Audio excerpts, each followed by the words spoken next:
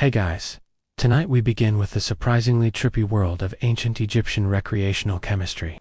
The civilization that gave us pyramids, mummies, and apparently festivals that could rival your college roommate's worst decisions. So before you get comfortable, take a moment to like the video and subscribe, but only if you genuinely enjoy what I do here. And let me know in the comments where you're tuning in from and what time it is for you. It's always fascinating to see who's joining us from around the world. Now, dim the lights. Maybe turn on a fan for that soft background hum, and let's ease into tonight's journey together. Let's start with the ancient Egyptians' most famous botanical party trick, the blue lotus flower. You've probably seen it in tomb paintings, elegant petals, usually being sniffed by pharaohs or gently waved around at banquets like an ancient version of cheers. But this flower wasn't just ornamental. The Egyptians believed it had sacred properties and mild psychoactive ones. Yes, the blue lotus could get you just a little bit floaty. The method was simple. Take the dried petals and soak them in wine for a while, sometimes days. Then drink the infusion at festivals, ceremonies, or presumably whenever you felt like tuning out the sound of 200 people chanting hymns at top volume. The result was a soft, dreamy euphoria. Not enough to make you forget your name, but enough to make pyramid building sound like a fun group project. Now, to be clear, the Egyptians didn't call it getting high. They called it communing with the gods. Blue lotus was strongly associated with rebirth and the sun god Ra, which made it perfect for temple rituals and funerary rites. Holding the flower to one's nose was a symbolic way of inhaling divinity.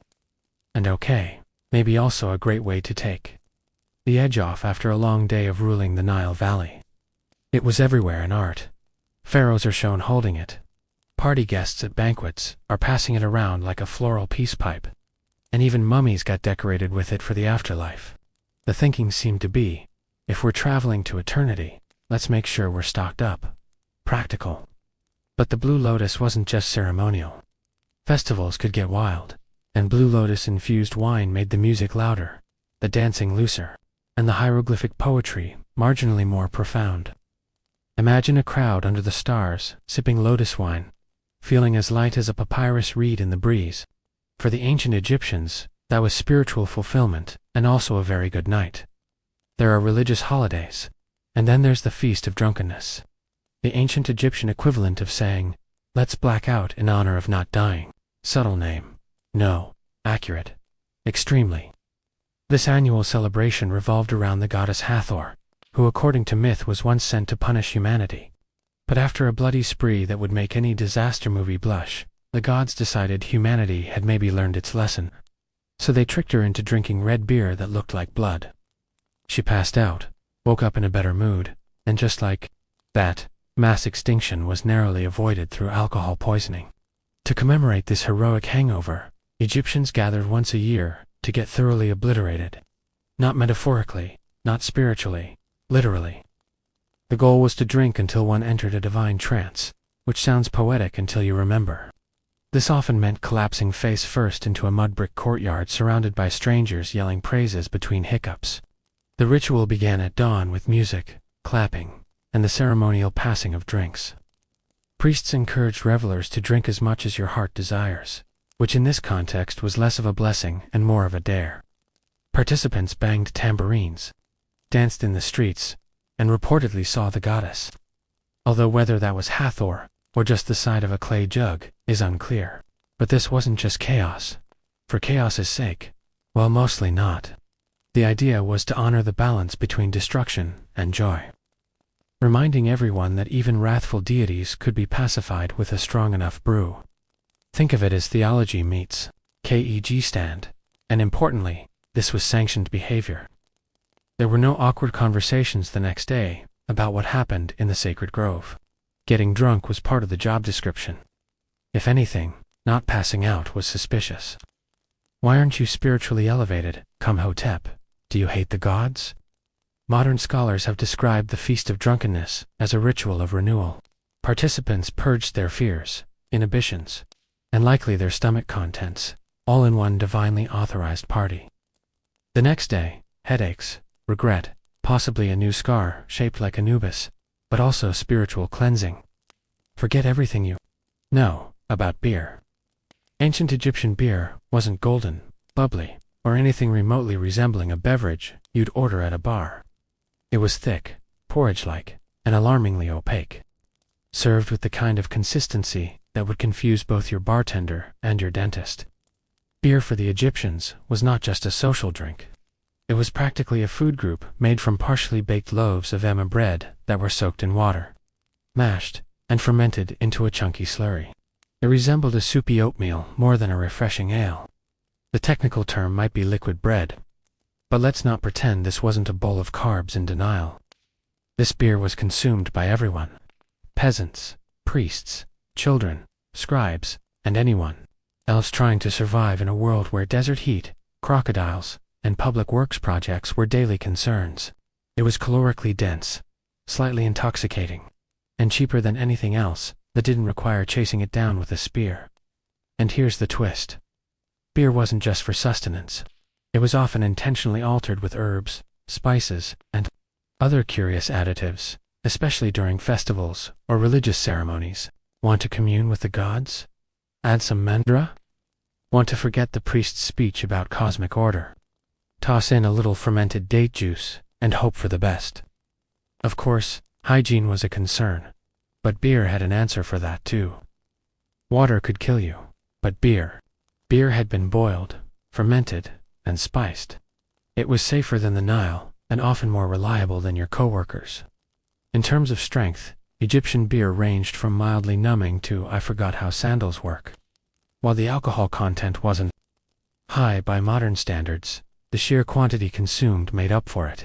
Workers on state projects like pyramid building were often paid in beer, a daily ration of several liters, which means that half of ancient Egyptian labor was fueled by liquid gluten and mild intoxication. Let's talk beer. Or rather, let's talk about a viscous beige bread-adjacent fluid that the ancient Egyptians cheerfully called beer, and that modern brewers would call a war crime. Egyptian beer was less refreshing beverage and more fermented soup with ambition, made by soaking half-baked loaves of emma bread in water, then mashing the whole affair into a lumpy stew and letting it ferment in open vats. The final product was cloudy, chunky, and distressingly chewable. Imagine oatmeal if oatmeal had opinions and a mild buzz. But despite its texture, which archaeologists generously describe as rustic, this was the drink of the people. Everyone drank it: pharaohs, priests, peasants, toddlers. Because when water might kill you, and milk was suspicious at best, beer was the least deadly option with a pleasant side effect. It was calorie-dense, mildly intoxicating, and often served in communal jugs. Because nothing says spiritual unity like 5 adults slurping from a pot of soggy bread water. At temples and festivals, the beer might be enhanced with herbs, dates, honey, or mystery ingredients that were either sacred or just Historians are still unsure if the addition of mandra was intentional or if someone was just tired of reality. This was also the go-to payment method for laborers. Pyramid workers didn't clock out with coins. They received daily beer rations, sometimes several liters per day. This means the guys hauling limestone blocks all morning were doing it buzzed and breaded, and somehow the pyramids still got built. Let that sink in the next time you miss a deadline with a cappuccino in hand. Tastes probably awful. But if you're living in 1300 BCE covered in sand, and trying not to die of dysentery, a lukewarm jar of beer porridge is Michelin star cuisine. Also, no foam, no carbonation, no glass bottles, just ceramic jugs. Straws with filters to catch the bigger bread chunks, and a national commitment to ignoring mouthfeel. Now that you've washed down your bread beer with a floral buzz, it's time to set the mood with smoke. But not just any smoke.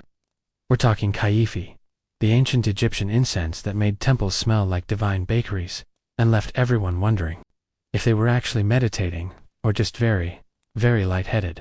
Kaifi wasn't a quick hit of frankincense. This was the perfumed love child of an apothecary and a pastry chef. Recipes varied by temple, but the ingredients often included myrrh, honey, wine, raisins, cinnamon, juniper, mint, and whatever other spices were lying around, not being sacrificed. Mix it all up, let it ferment, dry it into pellets, and burned them slowly in sacred spaces, until everyone either felt deeply spiritual or forgot why they walked in. It was used in ritual purification, which is code for, let's fill this room with enough fragrant smoke to erase our sins, or at least our memories of last night's feast of drunkenness. Temples didn't have ventilation, by the way. That was considered breaking the mood. So imagine standing in a limestone cube next to a sweating priest waving a smoking dish of kaifi, like it's Febreze for the soul, while a chant drones in Coptic monotone behind you. Visions weren't just encouraged, they were practically inevitable. Whether divine revelation or mild asphyxiation, it didn't really. The gods got their tribute either way. To the Egyptians, ki wasn't just air freshener. It was medicine, perfume, and spiritual elevator all in one. Pliny the Elder later wrote that kaifi could cure snake bites and improve sleep, which makes sense if you assume the goal was to pass out entirely. Some recipes were so complex they read like ancient IKEA manuals. 16 ingredients, each added in precise phases under specific moons. Honestly, it's a miracle anything got done. But once lit, the aroma drifted across the Nile like a sacred fog, machines signaling that something holy was happening, or that someone was overcompensating for yesterday's fish market. Even in death, kaifi lingered. It was burned during mummification, buried in tombs, and probably responsible for at least one pharaoh being accidentally embalmed in a spice rub. In short, kaifi was Egypt's way of saying, if you can't drink it, burn it, and breathe deeply. If Blue Lotus was Egypt's chill friend, and kaifi was the drama queen with a smoke machine, then mandra was the slightly unhinged guest you invited once, and immediately regretted. With its forked roots that vaguely resembled tiny humans and a reputation that scared even seasoned priests, mandra was less herbal remedy and more botanical dare. Used in ancient Egyptian medicine as both a painkiller and a possible aphrodisiac, which is always a terrifying combination. Mandra earned its place in temple recipes and medical scrolls, with a kind of cautious reverence, usually reserved for wild animals and pharaohs in a bad mood. The IBA's papyrus, that handy ancient medical text that sounds like it belongs in a Harry Potter class, lists mandra for insomnia, fertility, and strengthening the heart, which sounds noble until you remember that the wrong dose could just as easily strengthen your heart into cardiac arrest. Sea mandra contains alkaloids like scopolamine and atropine, the kind of compounds that mess with your nervous system and occasionally convince you that your bed is melting. In small doses, it was mildly relaxing.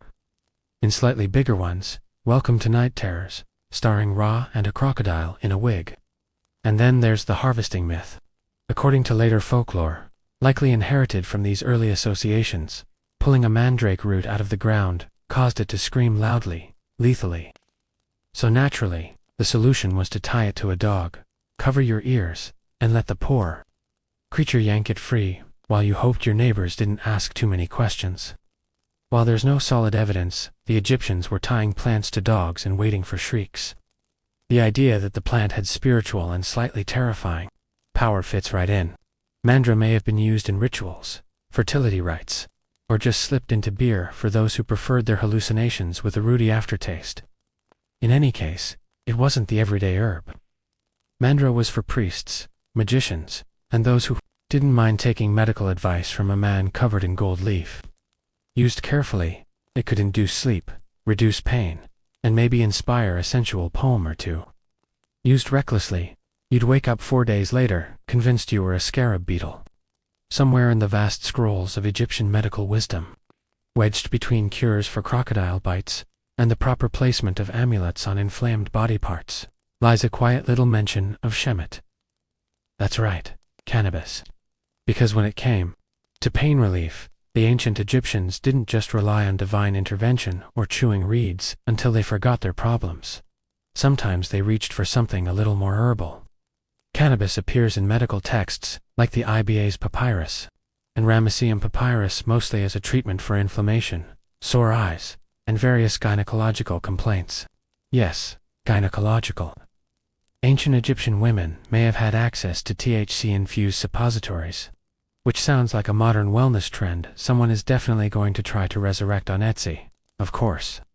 The Egyptians didn't roll joints or bake brownies with it. At least, not that we know of.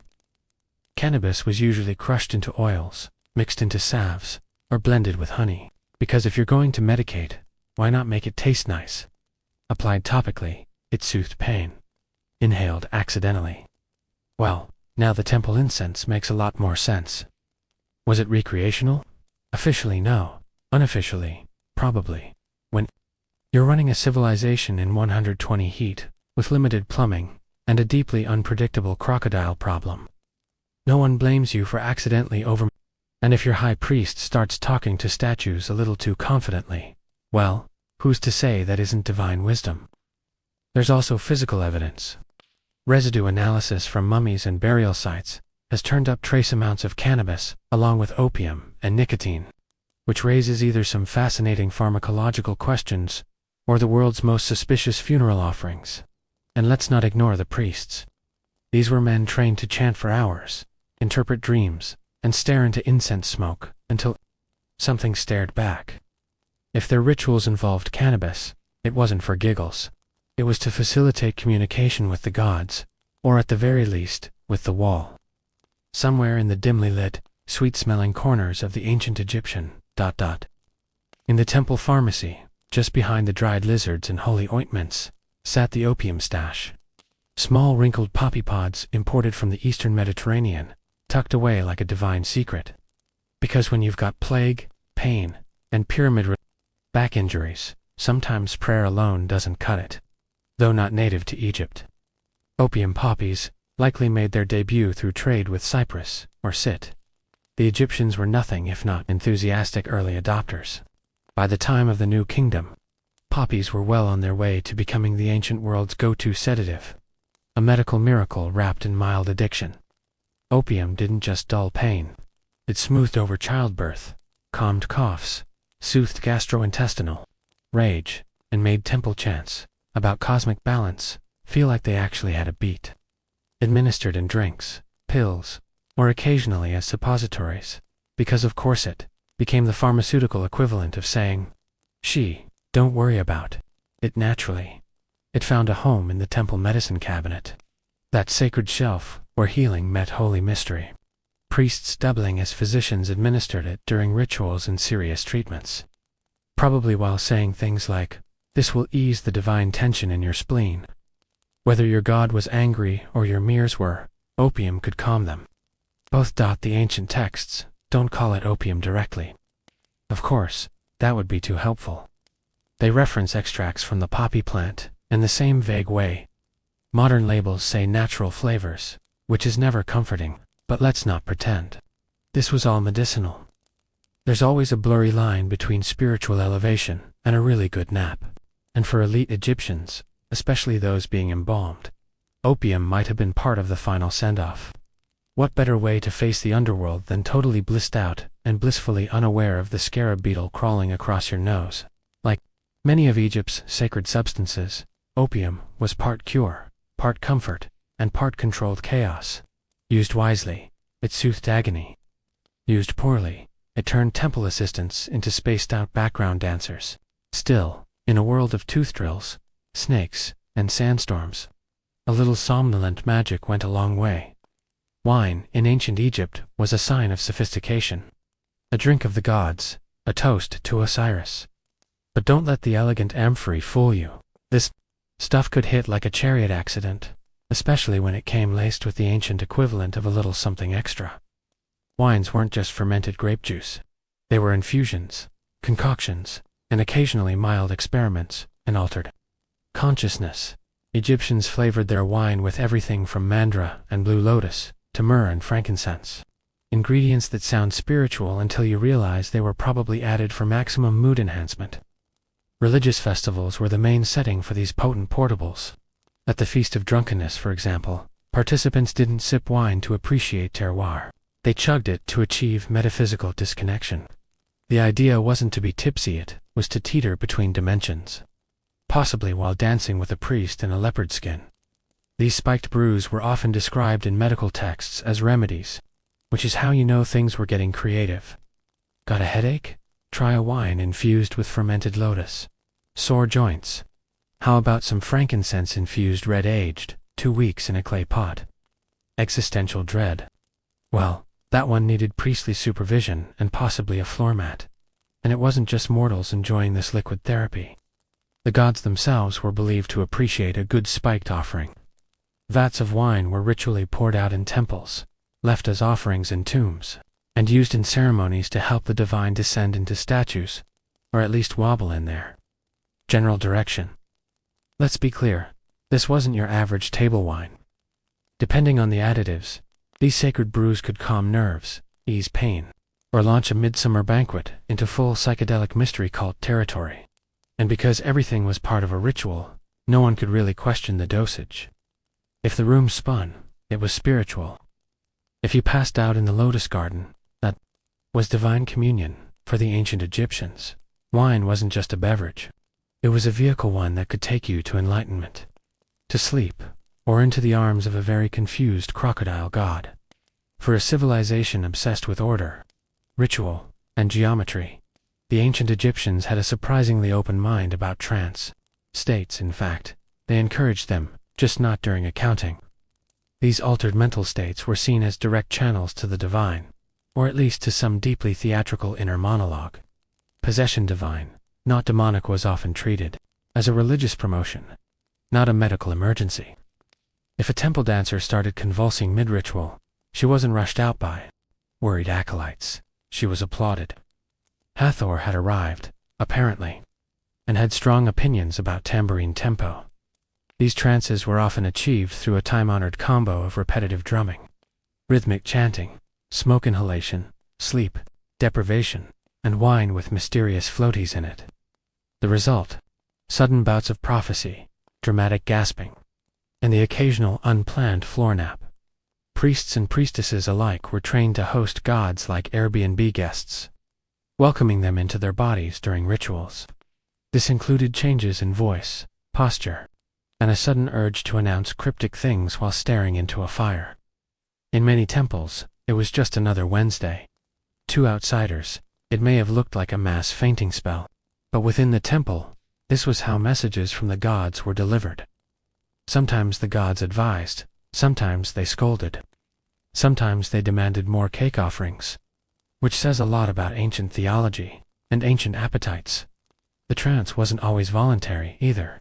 There are accounts of the afflicted being taken by deities, often accompanied by shouting, shaking, and suspicious amounts of incense. Whether these were actual divine messages, or simply what happens when you inhale for hours of kiffy smoke next to a flaming brazier, is still debated, of course. Once the trance ended, the possessed party returned to normal, often looking slightly disoriented and very sweaty. The ritual concluded with applause, a sip of sacred wine, and possibly a nap behind a pillar, while someone else mopped up the sanctified drool. To modern eyes, divine possession might look like performance art meets heatstroke, but to ancient Egyptians, it was the pinnacle of religious experience. The moment when the divine broke through the sandstone barrier of reality to drop a few cryptic life tips. You'd think death would be enough to stop someone from getting invited to a party. Not in ancient Egypt. The line between the living and the dead was more of a soft suggestion. Like don't swim after eating, or maybe don't chisel hieroglyphs drunk. Egyptians didn't just respect the dead. They actively included them in social plans. This wasn't metaphorical. Families visited tombs during festivals like the beautiful Feast of the Valley, lugging baskets of food, jugs of beer, and the general vibe of a tailgate party if the tailgate was parked in a necropolis. They'd sit outside the tomb, eat, drink, and commune with the deceased, which usually meant talking to the wall and hoping Grandma appreciated the pickled fish. Many tombs had false doors, carved portals through which the dead could receive offerings. Whether this meant spiritually or just enjoying the smell from the other side is unclear. Either way, ancient Egyptians believed the dead could still enjoy food, drink, music, and a decent bit of gossip. So naturally, they threw them parties. Music was played, incense was burned, libations were poured. Sometimes the living got drunk enough to cry, confess secrets, or accidentally sit on sacred offerings. It was like a family reunion, only with fewer arguments and slightly more embalming fluid. These gatherings weren't just acts of remembrance. They were also mutually beneficial transactions. The living fed the dead. The dead, in theory, blessed the living in return. Good crops, protection, fewer nightmares involving hippos. Everyone won. Sometimes people even slept overnight in tombs, hoping for dream visions from their departed loved ones, or the occasional unsolicited advice from a former accountant turned ghost. Stop lending money to your brother, the dream might say. And also, the amulets go on the left. To modern sensibilities, this sounds macabre. To the Egyptians, it was completely logical. The afterlife wasn't a goodbye, was just a new address. And if Gretuncle Horam wanted to attend the party via divine osmosis through a stone wall, who were they to say no? For all the incense, holy trances, and sanctioned debauchery. Ancient Egyptian revelry came with a price, and it usually arrived sometime around sunrise, with a pounding headache and the vague memory of yelling at a statue. Yes. Even in a world where Blue Lotus was medicine and beer was breakfast, the morning after hit just as hard. Archaeological texts are suspiciously quiet on the subject of hangovers, which is probably because no one was in the mood to write hieroglyphs when their head felt like it had been smited by Ra himself. But the evidence is there. Medical papyri describe pains of the head and recommend treatments involving herbs, honey, and sometimes just lying very still while pretending to commune with the gods. In more advanced cases, a ritual cleansing was recommended, which usually involved a priest, a bucket of cold Nile water, and possibly a stern lecture on moderation that no one remembered hearing. The real trick, of course, was plausible deniability. If you'd danced shirtless in the temple, or passed out in a tomb alcove, you didn't say, "I overdid it." You said, "I was overcome by the divine." It wasn't a blackout. It was a mystical encounter, with Hatherer's laughter, much more respectable. And for the truly unlucky, there was always purging, not metaphorically, literally.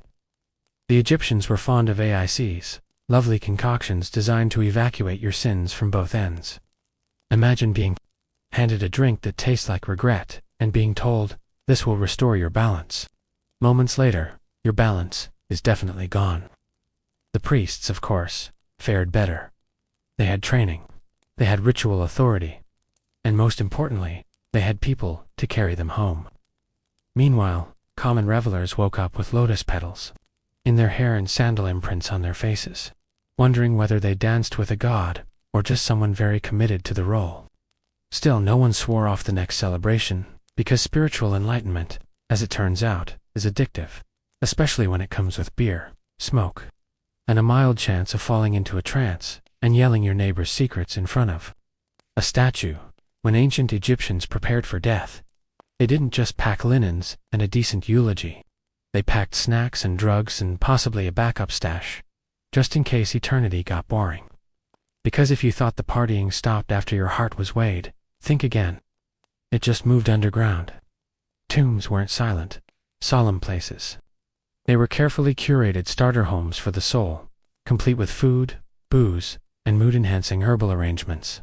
Mummies were entombed with blue lotus petals, wine jugs, incense cones, and the occasional sealed mystery jar, which archaeologists now eye with both reverence and mild suspicion. Take Tutankhamun, for example. When Howard Carter cracked open his tomb, he didn't just find gold and furniture. He found wine, oils, herbs, and what can only be described as the ancient Egyptian version of a wellness kit. If a modern influencer were buried today, it would look disturbingly similar, minus the canopic jars. This wasn't just luxury. It was strategic. The soul, or bar, if you're fancy, needed nourishment and stimulation in the afterlife. Eternal bliss wasn't going to maintain itself after all. So priests and embalmers made sure you were entombed with all your spiritual comfort items, food offerings, sacred perfume, and a generous dose of whatever got you through long temple ceremonies while pretending to be enlightened. Some tombs even include instructions to the dead on how to prepare and enjoy these items in the afterlife. It's not enough to carry Blue Lotus into eternity. Apparently, you also needed directions in case divine short-term memory was a thing. And let's not forget the opening of the mouth ritual, which was supposed to let the dead eat, speak, and let's be honest, Sip that sacred fermented beverage with proper technique, because it's hard to toast Osiris with a closed jaw. All of this tells us one very clear thing. The ancient Egyptians did not separate pleasure from piety. If something brought them closer to the gods in life, even if it was a psychoactive flower, soaked in wine, it belonged in the tomb, along with your amulets, your linen headrest, and possibly a starter pack of dreams. Ancient Egypt gave the world pyramids, mummies, an eyeliner that could block out the sun. But it also perfected an unspoken truth of civilization. Sometimes the people running things are just high enough to think it's going well. Officially, the pharaoh was the earthly embodiment of Horus, chosen by the gods to maintain Ma'at cosmic order. Unofficially, temple priests had the keys to the sacred stash, the incense budget, and the daily schedule of who gets to chant next to a burning bush of ki until they pass out. The religious elite weren't just spiritual guides. They were state-sanctioned pharmacists, supplying the population with everything from calming ointments to full-blown psychedelic experiences disguised as Holy Communion. If it smelled strong, tingled on contact, or made you speak in metaphor, for 3 days, it probably came out of the priesthood's apothecary. And while pharaohs wore the crowns, it was the priests who knew how to blend mandra with wine and not kill anyone. This gave them an enormous amount of soft power, not just in healing and ritual, but in managing the emotional and mystical tone of society. You didn't ask, "What's going on with the harvest?" You asked, "What did the high priest see in his trance last night?" Spoiler, it was usually a falcon and a lot of swirling gold light. Let's not forget the economic side. The temples were land owners, employers, and massive centers of drug production. Blue lotus didn't grow itself. Someone had to harvest it, dry it, ferment it, and whisper to it in sacred verse. So yes, religion was very holy, but it was also a well-oiled machine, one that ran on faith, herbs, and occasionally mind-altering doses of divine inspiration. In many ways, the question of who ruled Egypt was less about crowns and more about who controlled the incense burners.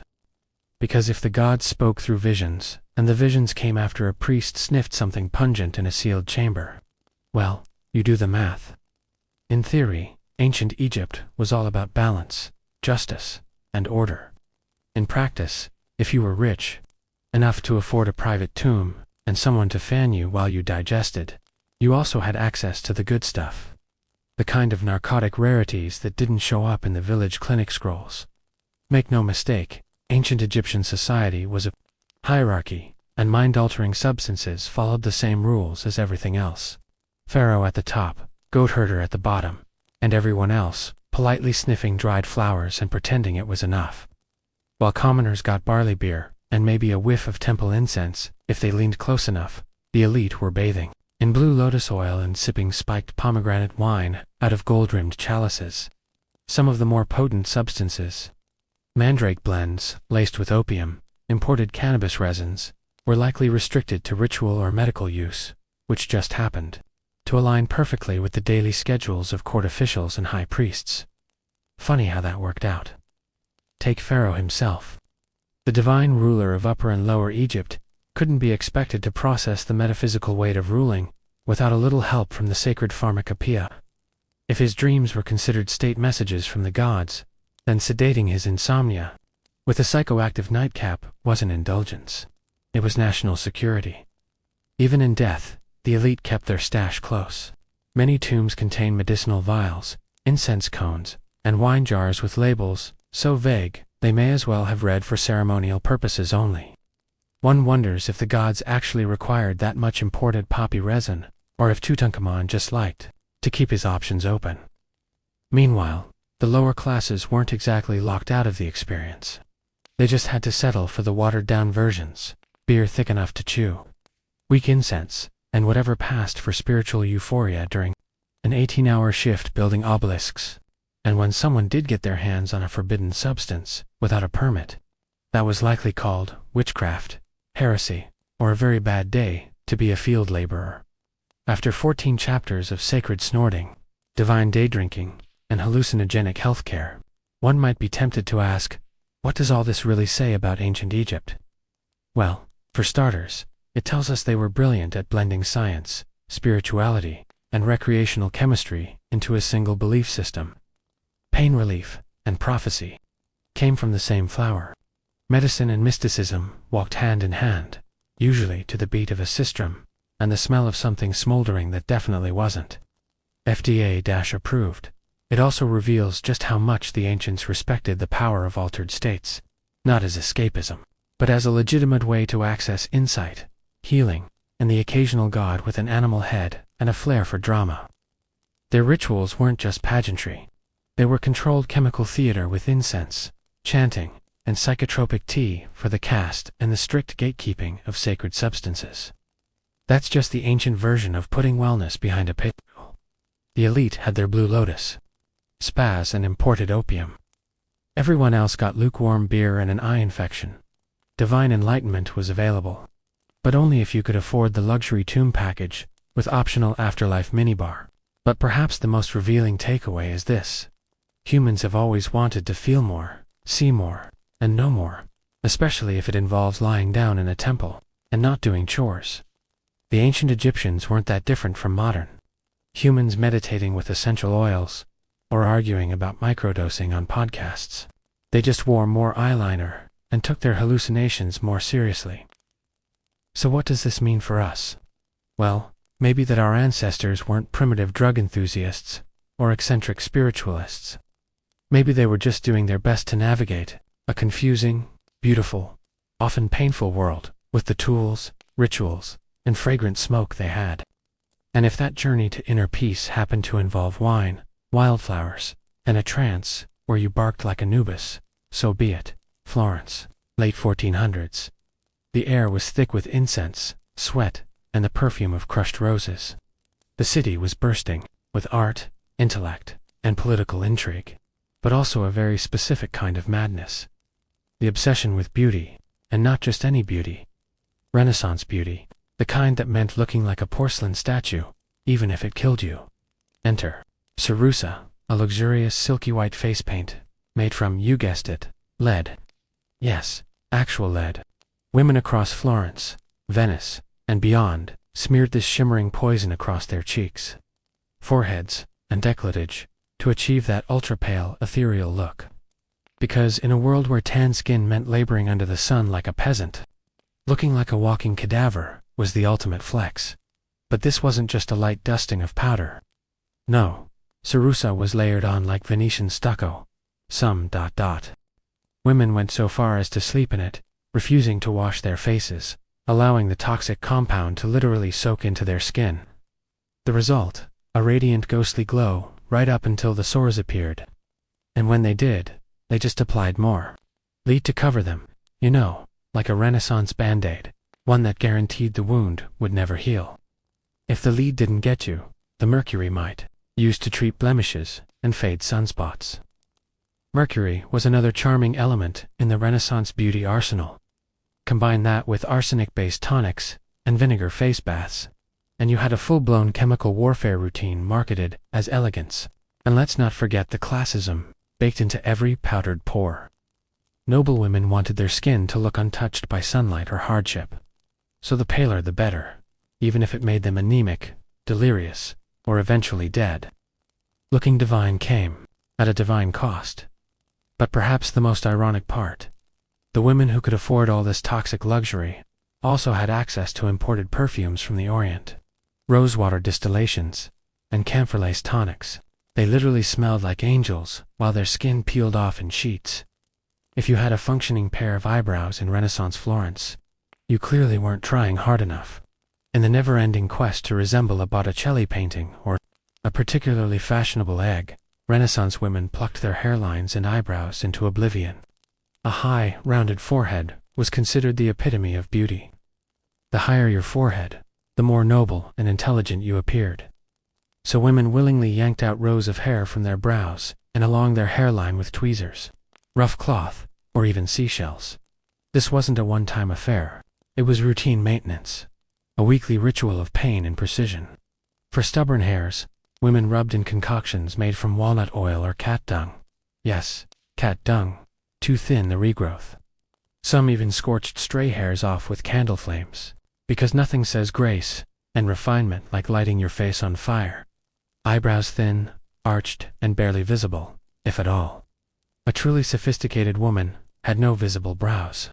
Instead, a soft shadow or trace was painted in later, often with burnt cork or powdered charcoal, which sounds elegant until you realize it smeared terribly in the Florentine heat. Imagine your eyebrows slowly dripping down your cheeks during Mass. Divine. Meanwhile, body hair was seen as animalistic and unclean. Women removed it with a paste made from vinegar, quicklime, and arsenic, another charming blend. The mixture burned, but hey, it left the skin smooth until it didn't, and the scalp, hair was gathered up into tight, rigid styles, often braided, and padded with false hair made from wool, horsehair, or someone else's actual hair. Sometimes hairpieces were soaked in lye and bleach to match the fashionable golden hue of the season. If it didn't match, no worries. Just wear a cap over it and pretend it did. Renaissance problem-solving at its finest.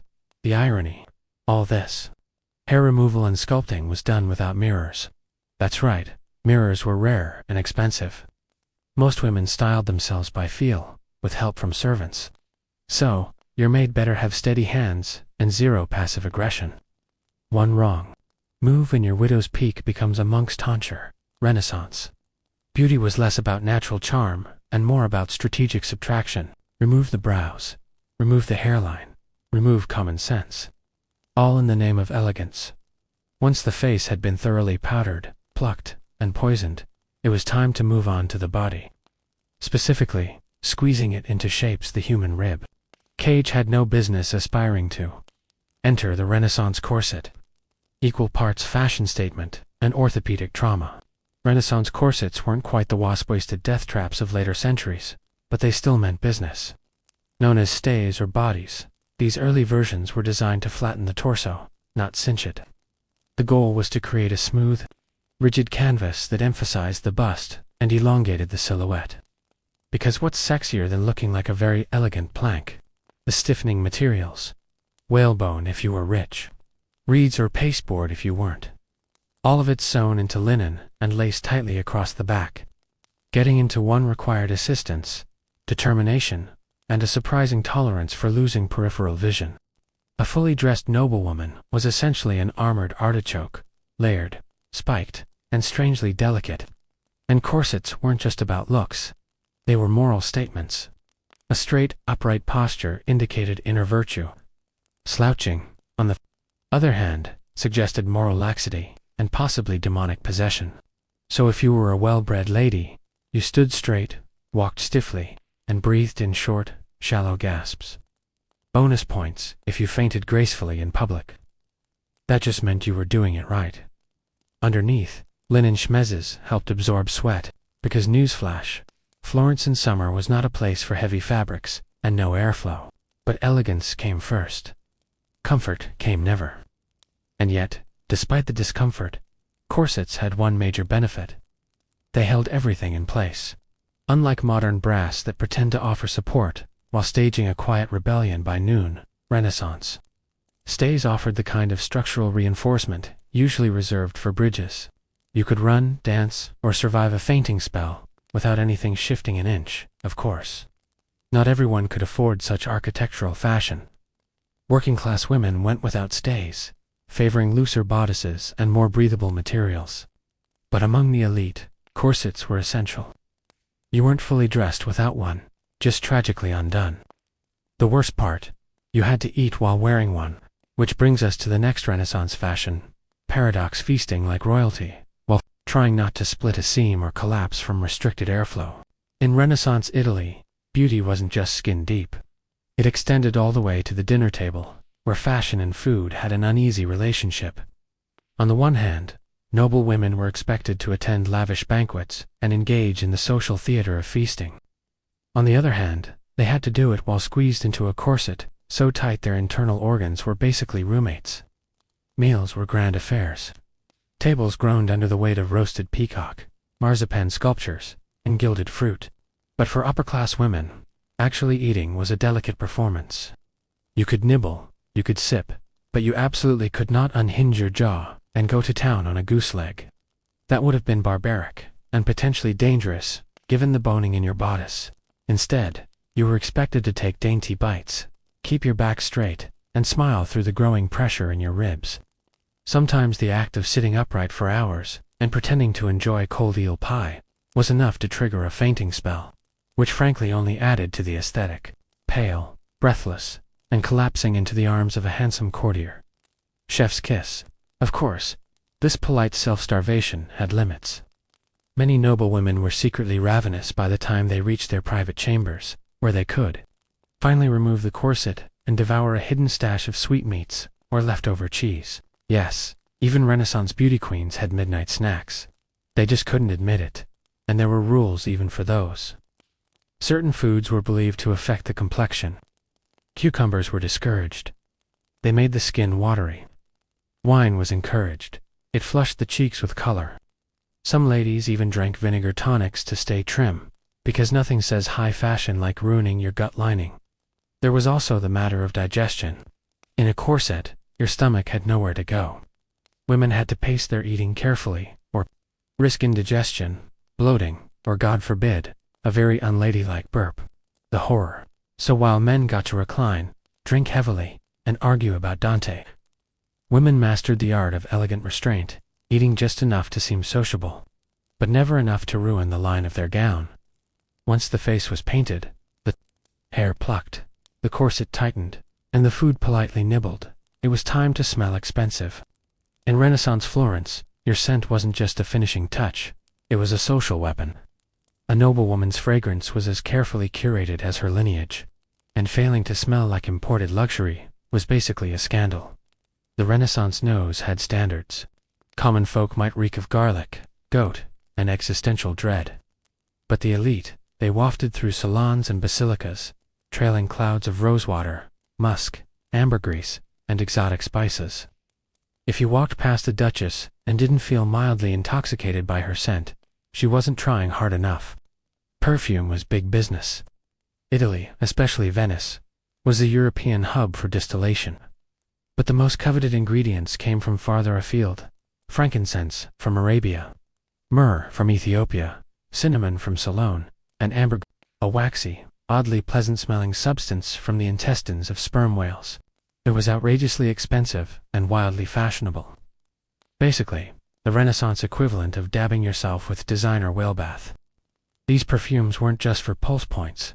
They were soaked into gloves, stitched into dress linings, and sprayed onto handkerchiefs that ladies would flutter dramatically whenever someone less hygienic came too close, which was often. Streets were filthy. People bathed irregularly. Perfume wasn't a luxury, it was armor, and for the ambitious beauty, scent layering was essential. First came the scented bath, usually a rinse of rosewater or camphor, then a dusting of crushed violet petals, followed by an oil rubbed into the temples or wrists, and finally a heavy mist of whatever concoction your apothecary swore would make men weep and rivals faint. Some even wore pomanders, delicate perforated orbs, filled with aromatic herbs around the neck or waist. Others dangled them from their belts, like olfactory warning bells. Approach with caution. I smell of cinnamon and judgment, but these potions weren't always benign. Some perfumes contained turpentine or tinctures so strong they could trigger headaches, nausea, or fainting. One wrong blend, and you went from seductive to insufferable. Still, the right fragrance could open doors, or at least noses. A woman who smelled divine had power. Power to entrance, distract, or just to survive a crowd of unwashed poets. If Renaissance beauty was a battlefield, then fashion was the armor, and Florence was its glittering war zone. The fabric you wore didn't just say something about you, it screamed, it sang, it flounced down the street, declaring your family's wealth, your husband's rank, and whether or not you had any shame in bankrupting him for a sleeve. Velvet was the crown jewel, imported, dyed, and woven with the kind of care usually reserved for saints' relics. Velvet was thick, heavy, and absurdly expensive. Wearing it in summer, a true power move. You were hot, yes, but you were important. Then came brocade.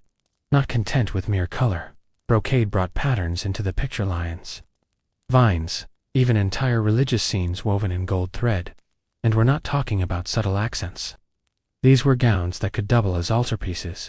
The more intricate the design, the more time and money it took, which meant the more smugly you could nod at other women's inferior sleeves. Sleeves, by the way, were detachable, a practical feature turned competitive sport. Wealthy women owned entire wardrobes of sleeves to mix and match, flaunting them like today's designer handbags. Embroidered, puffed, slashed, pearl-encrusted. Some sleeves were so elaborate, they needed their own storage system, and occasionally, their own servants. Colors were coded too. Deep blues and crimsons were made with rare dyes, like lapis lazuli and cochineal pigments. So expensive they were locked away like treasure. Only the rich could afford these hues, and sumptuary laws in places like Florence tried and failed to restrict certain colors to the nobility. But laws are boring. Dresses were not. Even the underlayers were ornate. Chemises were trimmed with lace. Petticoats peeked out in silken flashes, and girdles, belt-like accessories weren't just decorative. Some were studded with gems and hidden pockets for perfume, prayer books, or possibly revenge notes. But all this fashion came at a price. Literally, a single gown could cost more than a year's wages for a craftsman. And yet, noble women didn't just have these gowns. They needed them. Every social event was a stage, and every outfit a statement. Wearing the same thing twice. Social suicide. Renaissance fashion didn't stop at the ankle though. In fairness, no one was really supposed to see your ankles. Modesty dictated that a woman's feet be kept decently hidden beneath layers of brocade and silk, which was a pity considering how completely ridiculous Renaissance footwear often was. Let's start with the chapine, the most theatrical shoe ever invented. Chapines were essentially high platform soles. Think ancient Roman sandals crossed with stilts. Originally from Venice, they were designed to keep fine dresses above the muddy, plague-infested streets. But over time, function gave way to fashion, and chapines got taller. Much taller. Some were over 20 inches high. Yes, that's not a typo. 20 inches. Wearing them required balance, training, and frequently a servant on each arm. Walking unaided was considered both a physical feat and a social risk. If you fell, you didn't just lose your dignity, you might take out half the wedding party with you. In Florence, chapines weren't quite as extreme, but the trend still trickled down. Wealthy women wore delicate pointed slippers, often made of velvet, embroidered with silk thread, and lined with fur. These were indoor shoes. Outdoors, you wore pattens wooden or cork platforms strapped underneath your slippers to protect them from the street.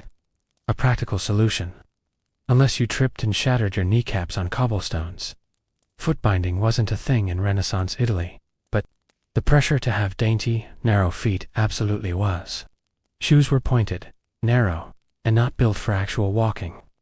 But who needed to walk when you could glide from sedan chair to palace hall, leaving a trail of crushed flower petals and broken arches? And then there were the stockings. Women wore finely knit hose made of silk or wool, tied at the knee with ribbons. These ribbons were sometimes scented, because if someone caught a glimpse of your shin, you at least wanted to smell fabulous. Of course, lower-class women wore simpler shoes, sturdy leather for labor, clogs for wet work. But the noble class treated footwear like a secret weapon, unseen, impractical, and incredibly expensive. All of it reinforced a single message. Real ladies didn't walk, they floated, they glided, they suffered gracefully and in style. After hours of being powdered, plucked, laced, perfumed, stuffed, and platformed, what came next? That's right, dancing. Because nothing completes the Renaissance beauty ritual like trying to glide across a polished, marble floor in 20 pounds of fabric and 2 inches of breathable lung space. Courtly dances were serious business. These weren't your carefree tavern-style reels. No, Renaissance court dances were slow, elegant, and excruciatingly choreographed. Every step was rehearsed, every movement symbolic. The wrong foot placement could imply social ineptitude, a misstep, scandalous. You might as well shout, "I own nothing," in lapis lazuli, and run barefoot into the Arno. For noble women, dancing was a test of composure. The most popular forms, like the pavane or the galliard, required gliding in precise patterns, keeping your gaze modest, and never, under any circumstance, breathing through your mouth. That was considered undignified, which is unfortunate, because corsets did not allow for deep breaths. Every Gillard leap was a calculated gamble against passing out cold. And yet, it was crucial. A woman's grace on the dance floor was as vital to her reputation as her dowry. Parents hired dance tutors, the way modern influencers hire lighting designers. You learned how to turn, how to bow, how to fan yourself just enough to be mysterious, but not so much that you looked sweaty. The goal was to radiate effortless control, even as your shoes blistered and your ribs whimpered. There was also the matter of social strategy. Dancing offered rare opportunities to interact briefly with eligible men. Gloved hands touched for a moment. Eyes met during a bow. Perfumes mingled. It was flirtation with footnotes. But say too much, move too boldly, or, heaven forbid, laugh. You risked ruining your entire aesthetic of pious elegance. Meanwhile, the background noise of every court event was a choir of judgment. Other women critiqued your gown, your hairstyle, your posture. Servants whispered, tutors fretted, and all the while you had to maintain the illusion that none of it mattered, but it did. A clumsy turn or an off-rhythm curtsy could haunt you for weeks, so you danced, you smiled, you endured. And when the music finally stopped, you excused yourself to repowder your sweat-streaked cirrus before round 2. The guests had departed. The candles had melted into waxy puddles, and the Renaissance noblewoman, divine, dazzling, and delicately dying inside, finally made it back to her chambers, but sleep, not yet. First came the Renaissance version of the night routine. Spoiler alert, it was less self-care and more controlled deterioration. Step 1. The unmasking. Out came the linen cloths, rosewater, and raw egg whites. The lead-based cirrus had to be gently removed, not because it was delicate, but because scrubbing too hard would take skin with it. Many women used a mix of almond oil and vinegar to lift the layers, hoping their complexion underneath wasn't too ravaged. Spoiler, it usually was. Then came the hair, or what was left of it. Carefully, the pins and fake braids were uncoiled. Any adhesive used to keep forehead wigs in place had to be dissolved with herbal tonics. Ladies hoped the cat dung and quicklime they used for hair removal earlier in the week hadn't left bald patches. No pressure. Next, the corset, unlacing a spiritual experience. One that usually involved gasping, groaning, and possibly an audible crunch, as ribs regained their original shape. Women could finally breathe, not deeply, but enough to sigh in relief, and maybe whisper. Never again, for the 100th time. The feet were peeled out of slippers, revealing the crushed remains of what used to be toes, if you were lucky. Your servant brought a basin of warm water with lavender or rosemary to soak them. If not, you just stared at your feet and wondered if you'd ever feel joy again. Finally, you were rubbed down with sweet oils, or if you were particularly devout or paranoid, an alchemical tonic promising to preserve your youth. Never mind that it smelled like old copper and probably contained powdered beetles. Beauty is pain, also possibly pestilence. And then at last, the candle was blown out. Not with a huff still too improper, but a delicate puff, like you were apologizing to the flame. You lay back, hairline 2 inches farther back than it was last year, skin slightly more ghostly than the day before, lungs recovering from corset trauma. But tomorrow, you'd do it all again. Because in Renaissance Florence, beauty wasn't just a look, it was a lifestyle. A full-time high-stakes performance, with no intermission, and the audience. Everyone before I became linked to crime syndicates and bacali parlors. Tattoos in Japan carried a far more complex and layered identity, one deeply rooted in honor, mythology, and labor. Long before the Edo period, Japanese tattoos were used as punitive marks, burned or etched into criminals' faces and arms, to permanently brand them as outcasts. But by the 1600s, these crude symbols had evolved into something far more intricate, something closer to art, devotion, and even spiritual armor. In Edo, Japan, society was rigidly structured. Class divisions were clear. Samurai had swords. Merchants had rules. Everyone else, they had restrictions. The Tokugawa shogunate enforced strict codes on dress and behavior, especially for the lower classes. Ornate robes, luxurious fabrics, and flashy jewelry were reserved for the elite, but human nature always finds a loophole. For the common man, especially laborers, firemen, and gamblers, tattoos became a way to reclaim beauty, status, and identity. If you couldn't wear brocade on the outside, why not wear it on your skin? And so full-body tattoos flourished underground, hidden beneath plain work clothes, but revealed in bathhouses, festivals, and moments of intimacy. These weren't random designs, they were stories. Sleeves of swirling dragons, bodysuits of phoenixes, koi fish, cherry blossoms, Buddhist deities, and folkloric heroes. Each tattoo carried meaning. A koi, swimming upstream, symbolized perseverance. A dragon on the back meant power and protection. These motifs weren't chosen on a whim. They were earned, sometimes one painful inch at a time. And the process was brutal. There were no machines, no antiseptic creams. Artists called horishi used wooden handles and steel needles to hand-poke ink beneath the skin. The ink was often mixed with charcoal or natural pigments, hammered in using rhythmic strikes. Sessions lasted hours. Full bodysuits could take years. But the result? A living mural that turned skin into storytelling. Yet despite their cultural richness, tattoos remained illegal for much of the Edo period. Authorities viewed them as signs of disorder, deviance, or wastefulness. And so the art of irizumi thrived. In the shadows, respected by some, feared by others, and completely invisible to the ruling elite. In Edo period Japan, where wooden buildings were packed, like kindling, and open flames lit every lantern, fires were constant and devastating. The samurai might have ruled the land, but when your neighborhood caught fire, it was the fireman Haikishi who saved your life. These weren't firemen as we imagine today. They didn't use hoses or wear flame-retardant suits. Instead, they carried hooks, axes, and raw courage. Their job wasn't to extinguish fires. It was to tear down nearby structures and create fire breaks before the flames could spread. This meant climbing onto burning rooftops and dismantling homes by hand, often while embers rained from the sky. Naturally, these men developed a culture of bravado, toughness, and brotherhood. And central to that culture was tattooing. Full-body tattoos, irizumi horomono, became a badge of honor among the Haikishi. Not only were they stunning displays of strength and endurance, they were deeply symbolic. Dragons for power, tigers for courage, gods and demons for spiritual protection.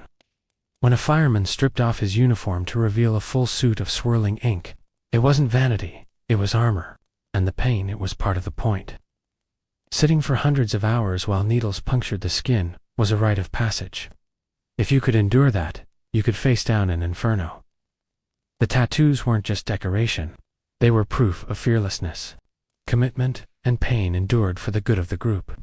Some crews even shared themes, with all members sporting similar motifs to reflect unity. You'd see entire teams marked with identical dragons across their backs, or coordinated waves, and blossoms swirling down their arms. This wasn't gang behavior, it was solidarity. Brotherhood forged through smoke and fire, but it wasn't legal. Tattoos were still frowned upon by the authorities, seen as vulgar or wasteful, especially for public servants. So the Haikishi wore their ink beneath their clothes, only revealed in private bathhouses or celebratory festivals, where their role as local heroes gave them a pass, at least temporarily. Ironically, these same men were admired in their neighborhoods and feared by the elite. Their tattoos were marks of danger to some, of devotion to others. Beyond the fire brigades and labor crews, another group embraced the painful elegance of irizumi, the gamblers, rogues, and thrill-seekers of Edo's underground. These were the drifters of the ukiyo, the floating world, a term that described both the pleasure quarters and the transient nature of existence itself. And in that fleeting world, tattoos were a language of risk, identity, and rebellion.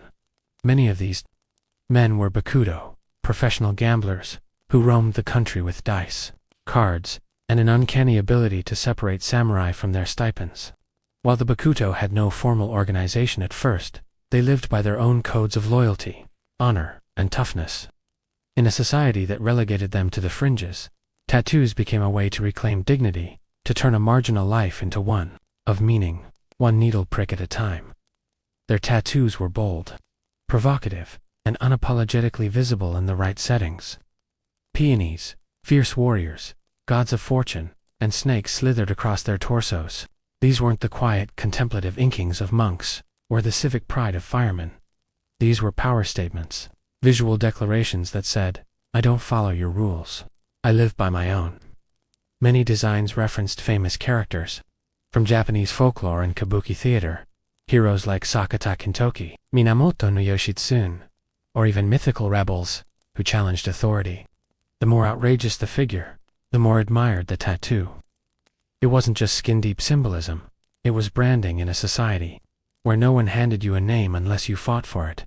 And yet, despite their outsider status, these men were crucial to the underground economy. They lent money, maintained order in red-light districts, and developed early proto-yakuza structures. Their tattoos became both a badge and a warning. Loyalty within, danger without. Tattooing shops flourished. In this world, not always marked with signs, but known through whispers and connections. The Harishi became revered figures, their work whispered about in bathhouses and behind sake counters. To be inked by a famous master was an honor. To endure the hours of stabbing pain, a show of grit. For gamblers and rogues, Irizumi was more than art. It was an identity, carved in pain, proudly worn in a world that had no place for them.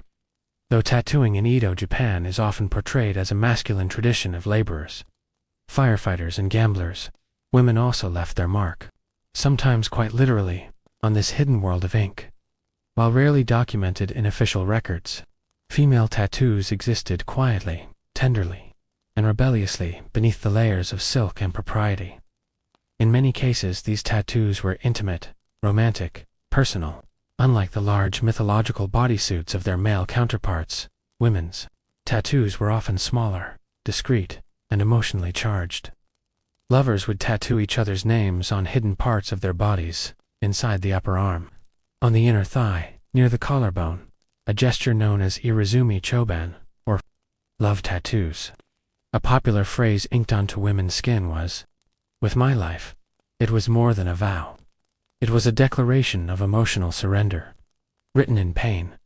Men sometimes carried similar inscriptions, showing mutual commitment beyond what any formal wedding could offer.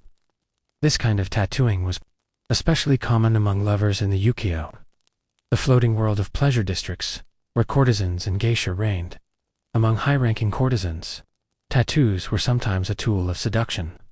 A small, teasing mark, visible only when a robe slipped just right, became part of the mystique. It gave the illusion of intimacy, as if a client was seeing something forbidden. In reality, the tattoo may have been shared with dozens of clients, each believing it was a private secret. In other cases, tattoos signified heartbreak or betrayal. A courtesan might burn or slash a name tattooed on her body after a lover abandoned her, turning passion into scarred testimony.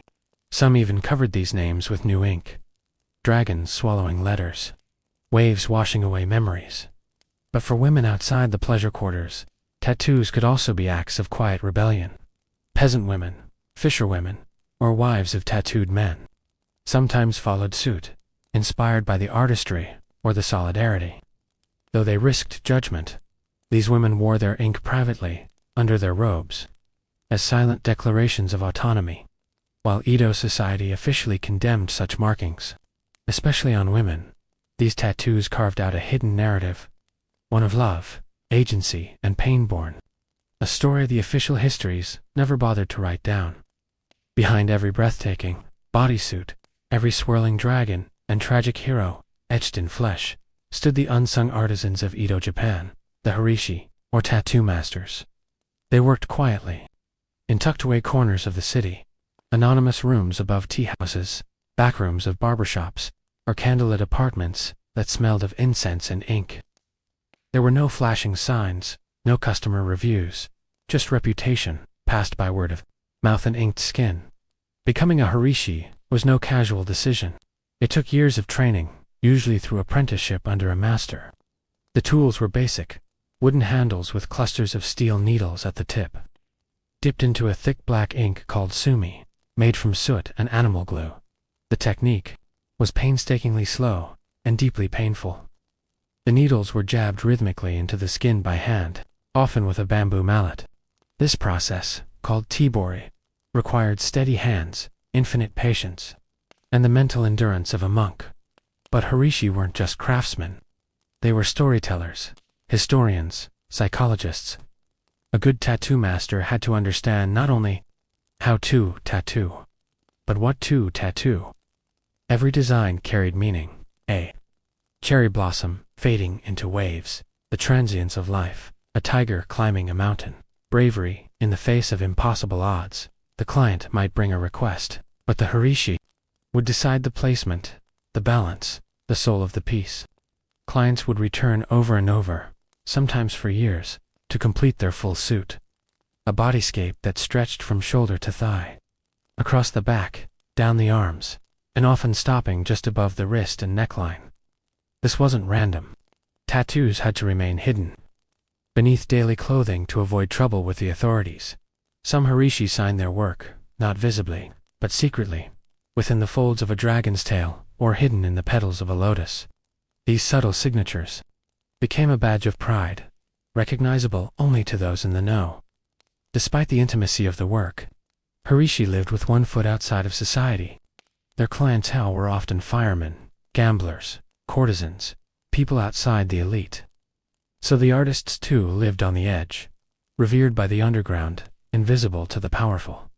Irizumi wasn't just something you wore, it was something you survived. Every line, every shade, every drop of color came at a price, measured in hours of motionless endurance and days of aching flesh. In Edo, Japan, the pain of tattooing wasn't a drawback. It was the entire point. Mental control. Clients didn't just receive tattoos, they earned them. And the endurance it took to sit through these sessions became a badge of honor, often discussed with quiet pride in bathhouses and taverns. Firefighters believed that the agony strengthened their courage. Gamblers viewed it as a test of luck and loyalty. Courtesans and lovers took on the pain as a symbol of their emotional depth. For some, it was punishment. For others, purification. There was a spiritual dimension to it as well. Enduring pain was seen as a kind of self-discipline, similar to fasting or meditation. Buddhist themes were common in Irizumi, not just because of their aesthetic value, but because they reflected ideas of suffering, rebirth, and enlightenment. With each completed session, a person didn't just come closer to finishing a tattoo. They came closer to transformation. And there were rules. You couldn't flinch. You couldn't cry out.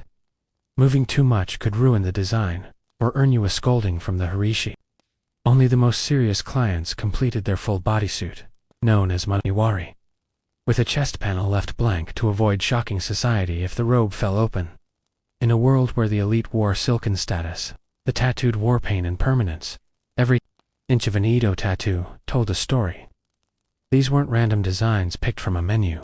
They were mythologies mapped onto the body, carefully chosen symbols, each one with layered meanings, encoded in swirling ink that stretched from shoulder to ankle. For the tattooed in Edo, Japan, the body became a canvas of personal folklore. Take the koi fish, for example. It wasn't just decorative. A koi swimming upstream represented strength, determination, and the willingness to face impossible odds. According to legend, a koi that reached the top of the waterfall became a dragon. It was the perfect metaphor for a man trying to climb his way out of the lower classes, to prove something the world refused to see. Dragons were everywhere, but they weren't the fire-breathing monsters of Western myth. They were protectors, spiritual guardians, powerful, wise, and deeply tied to the forces of nature. A dragon coiling across the back wasn't meant to intimidate. It was meant to shield a constant unseen presence between your skin and the world. Peonies symbolized bravery with a touch of elegance. Tigers stood for ferocity and resolve. Waves meant life's unpredictability. Demons and ghosts, warnings. Cautionary tales inked into the flesh as reminders of the dangers lurking in both the physical and spiritual world. Many tattoos depicted full scenes from Chinese and Japanese folklore, battles, betrayals, divine interventions. Popular subjects included the Suikoden, a Chinese epic about 108 outlaw heroes. These stories resonated with the tattooed class, rebels, protectors, misfits, who didn't quite fit into the samurai ideal, but still lived by a code. Buddhist deities were common too, particularly the wrathful ones. Figures like Fudu Myo, the immovable protector, with a sword in one hand and a rope in the other. He bound demons and cut through ignorance. Having him tattooed on your back was like carrying a spiritual bodyguard, one who didn't mind getting violent when necessary. But not all meanings were universal. A tattoo's placement, size, and direction all mattered. A tiger climbing upward might mean ambition. Downward could suggest a warning. Even the order in which each section was tattooed said something about your journey. These symbols were sacred, private, and powerful, and in a society where words could betray you, tattoos became the most honest form of expression. As the Edo period progressed, the vibrant underground culture of Irizumi, once a secret code of honor among laborers, firemen, and gamblers, began to collide head-on with shifting social attitudes and rising paranoia from the ruling class. What was once admired in hidden bathhouses and tea houses slowly became associated with crime, deviance, and dishonor. The turning point came when the government began tightening its grip on public behavior. Tattooing, already unofficially frowned upon, started to take on a more dangerous reputation, especially as it became more visible among the bakudo, or gamblers, and other criminal groups who would eventually give rise to the modern yakuza. These men were often the only ones bold enough to wear full bodysuits openly, and as they became more organized, so did the stigma attached to their ink. Ironically, many of these same criminals had begun as outcasts from society, men who wore tattoos not to provoke fear, but to reclaim identity. But once crime syndicates, as certain criminal groups began using tattoos to mark membership, territory, and loyalty, public perception shifted. The police didn't care whether your dragon symbolized courage or your koi fish meant perseverance. To them, tattoos now signaled one thing: criminality.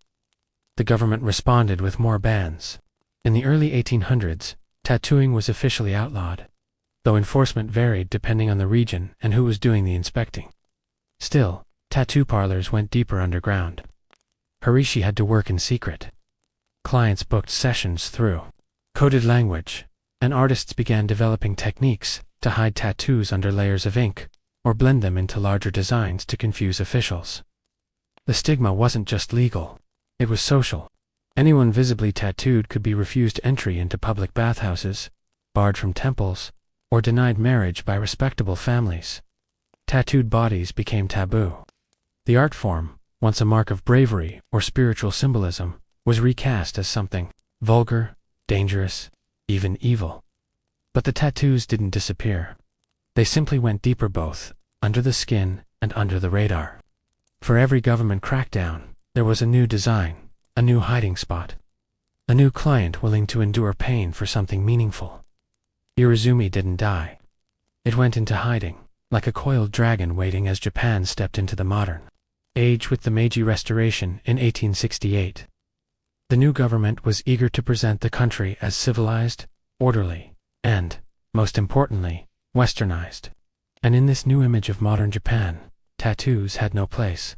Irizumi, with all its cultural depth and underground prestige, was declared a stain. The government doubled down. Tattooing was not only criminal, it was now embarrassing, something savage, something shameful. Foreign diplomats were horrified by the elaborate bodysuits worn by Edo's working class, and Japan, desperate to be taken seriously by the West, responded by pushing tattooing deeper underground than ever before. Yet, even as it was banned for Japanese citizens, tattooing curiously became a tourist attraction. British and American sailors flocked to Japanese ports and sought out Harishi to take home pieces of exotic Oriental body art. Ironically, the very art form Japan sought to bury was being preserved by the very foreigners whose approval they craved. Still, the tradition didn't die. Harishi adapted. They changed their clientele, moved their studios further into secrecy, and kept the Tabori method alive.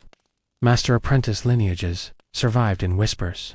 The techniques, symbolism, and tools were passed down carefully, often within families or tightly knit artistic circles. In the 20th century, Irezumi became deeply entangled with the Yakuza. The full bodysuit, hidden beneath business suits, became a symbol of loyalty and fear within the criminal underworld.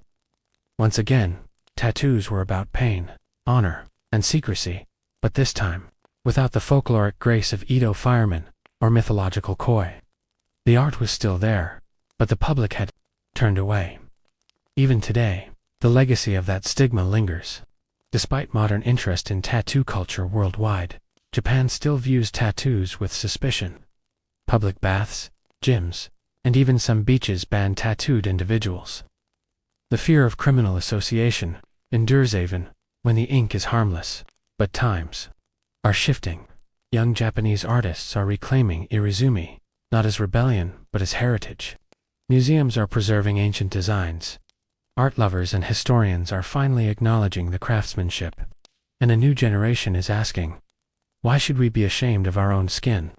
In a culture built on layers of robes, of meaning, of silence, Irezumi remains the most honest expression Japan ever tried to hide. Your two enthusiastic women were encouraged to be submissive and silent, and men were warned not to let their desire burn too brightly. Basically, the goal was spiritual union, with just enough physical action to make a baby, and nothing else. But despite the dry language, these books were wildly popular, especially among clergy. Some manuals even had sections explaining which sexual positions were natural versus unnatural. Missionary was divine. Anything else was basically flirting with excommunication. Of course, educated Renaissance readers knew how to read between the lines. These books were some of the only texts that acknowledged sex at all, so people devoured them, not necessarily for pious reasons. A marriage manual on your shelf was totally acceptable.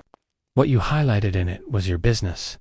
Ironically, the strict moral codes these books promoted only made people more curious about what lay beyond them, which is why right next to the marriage guides, another kind of book began to circulate. Less holy, more illustrated. On the surface they were scientific marvels, detailed anatomical treatises, often illustrated by respected artists and backed by university scholars. But for anyone with half an imagination and a locked drawer, these books had a certain extracurricular appeal, especially when the female form was involved. The Renaissance saw an explosion of interest in human anatomy, thanks to dissection being legalized in certain regions, and artists like Leonardo da Vinci pushing the boundaries of scientific observation. Texts like De Humani Corporis Fabrica by Andreas Vesalius were considered groundbreaking medical references. They were also, whether intentionally or not, kind of steamy. Why? Because they showed women naked in exquisite, clinical, full-body detail. Breasts, hips, genitalia. Nothing was omitted, and while the official purpose was to educate, let's just say not every reader was there for the lymphatic system. These images were often presented with artistic flair.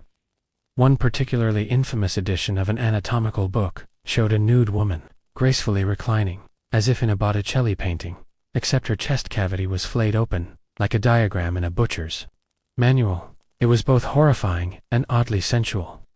The body is art, the body is science. And, for some, the body as entertainment. Since pornography was strictly banned by the church, these illustrations slipped through the moral net, under the guise of medical necessity.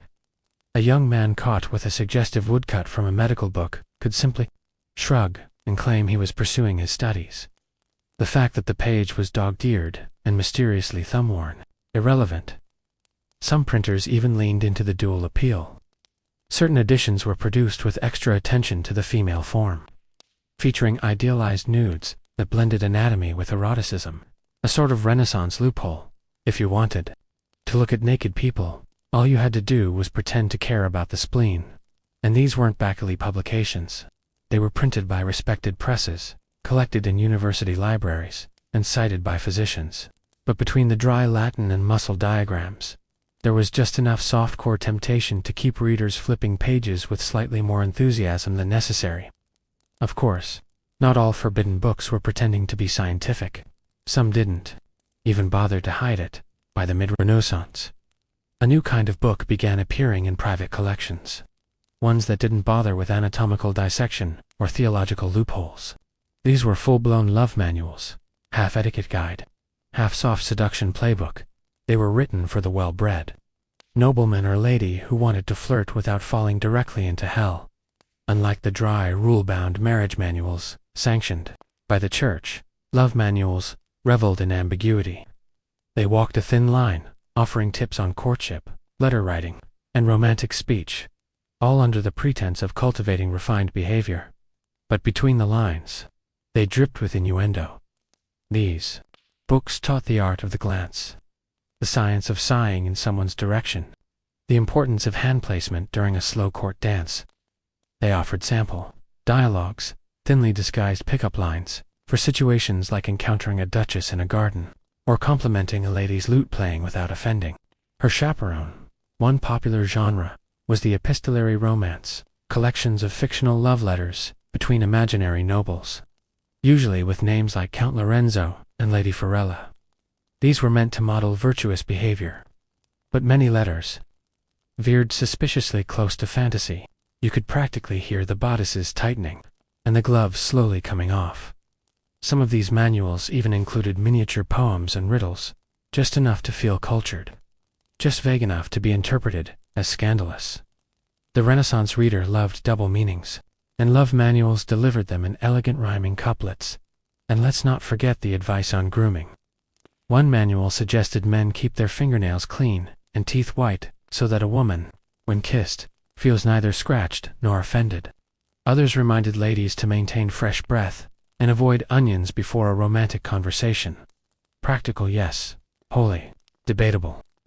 These books didn't depict physical intimacy directly, but they hinted at it constantly. And that was the point. They were less about lust, and more about tension, the kind that built slowly across candlelit ballrooms, behind fans, through veils. For young nobles trapped between arranged marriages and strict religious codes, these manuals were escape hatches, legal to own, dangerous to understand. While the church cracked down on sin and scholars argued about virtue, some Renaissance readers were stashing ancient Roman poetry under their pillows, and not the kind Cicero would have approved of Ovid's. Ars Amatoria, the art of love, was one of the most widely circulated forbidden texts of the Renaissance, technically a Roman classic. It offered a step-by-step guide to seduction, from spotting a lover at the theater to how to feign jealousy just enough to keep things spicy. It was witty, elegant, and totally immoral by church standards, naturally. It was extremely popular. Educated men, and some very determined women, kept copies of Ovid, hidden behind Bibles, or bound in blank covers to pass unnoticed. Marginalia, in some surviving copies, includes notes like, "Try this, at Carnival," and "Worked on Cecilia," because who said Latin had to be boring? Then there was The Golden Ass by Appius, a novel that slipped under the radar thanks to its mythological storyline, but included vivid scenes of transformation, lust, and the occasional talking donkey. Technically a spiritual allegory, but also erotica with a toga on. Even more daring were translations of Greek and Arabic love poetry, many of which emphasized sensual pleasure as a path to enlightenment. Renaissance Italy had a taste for the exotic, and Arabic texts, like those inspired by the perfumed garden, circulated in small, elite circles. These weren't openly sold, but if you had the right connections and enough gold, a copy might find its way into your study. Booksellers knew how to play the game, officially. Their shops were stocked with theology and grammar. Unofficially, a wink and a discreet coin could earn you access to a locked cabinet labeled medical curiosities, or private readings. The church called it sin. The merchants called it good business. Some nobles even commissioned illuminated manuscripts of these works, decorated with gold-leaf cherubs, and occasionally very detailed illustrations of things. Cherubs should not be watching. These books weren't just read, they were experienced. Passed around at salons, whispered about at masquerades, banned by bishops, quoted by poets. And while everyone pretended they'd only read them for the Latin practice, the truth was obvious. But the Renaissance was not a safe haven for literary freedom, especially not with the Inquisition watching, and in Italy, it always was. By the mid-1500s, the Catholic Church had grown increasingly suspicious of books that could corrupt the soul, which in practice meant anything remotely entertaining. In 1559, Pope Paul IV issued the first official Index Librorum Prohibito, the Index of Forbidden Books. It was exactly what it sounded like. A hit list of texts deemed too dangerous, heretical, or, God forbid, titillating. The list included everything from Protestant theology to astrology manuals, but buried among them were treatises on love, anatomy, and even poetry. Ovid banned Boccaccio's Decameron. Banned anything by Erasmus that even hinted at individual thought. Double banned. The Church wasn't just trying to save souls. It was sanitizing the entire intellectual bloodstream. Possessing a forbidden book didn't just mean a slap on the wrist. If you were a printer, merchant, or noble caught with one, you risked public penance, house searches, confiscation, and even imprisonment. More than one scholar found himself summoned to explain why. He had a Latin copy of The Art of Love tucked between Aristotle and Aquinas. But the funny thing about banning books, it usually makes them more desirable. Underground markets thrived. Printers in Venice, Lyon and Basel published clean editions for public sale and uncut readers' editions for private clients. The difference might be a missing passage, a toned illustration, or a completely fake title page. One infamous copy of The Golden Ass was rebound as Sermons of St. Augustine. Talk about a plot twist. Noble families with private libraries developed entire systems for hiding forbidden texts, secret compartments, false bindings, mirrored cabinets. It was part espionage, part erotica. A well-curated bookshelf said, "Yes, I fear God, but I also read Rebella." Women were particularly clever about this, since they were less likely to be targeted as intellectual threats.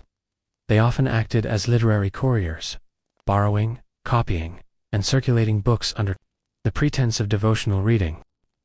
One nun in Naples allegedly kept a copy of The Perfumed Garden hidden behind her copy of Lives of the Saints.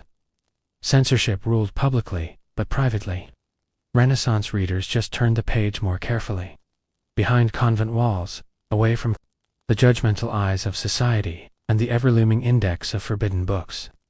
Nuns had access to their own libraries, and some of them were anything but holy, while convents were often seen as bastions of chastity and devotion. The truth was more complicated. These were also places of literacy, intellectual curiosity, and yes, suppressed desire. Many young women didn't choose the veil, they were sent, too expensive to marry off. Send her to the nuns. Too outspoken. Cloister her. The result? A generation of women who were highly educated, forcibly celibate, and often bored out of their minds. Enter the convent library, on the surface. Its collections were pious and respectable. Saints' lives, theological commentaries, devotional poetry.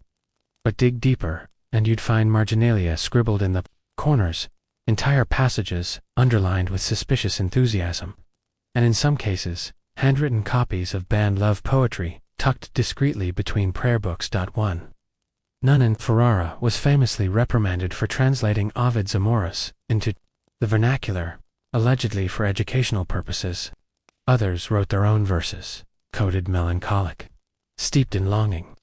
Scholars today suspect that some of the most passionate Renaissance sonnets, attributed to anonymous courtly ladies, were actually penned by cloistered women, using writing as a romantic escape hatch. And it wasn't just poetry. Some convents had anatomical treatises, ostensibly for medical knowledge, since nuns often acted as nurses.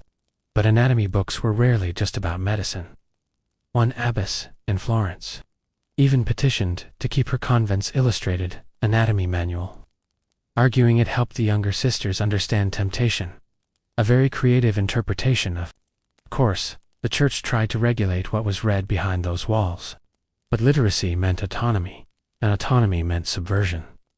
Forbidden texts circulated quietly between trusted hands. Pages were memorized, copied, passed along with coded bookmarks.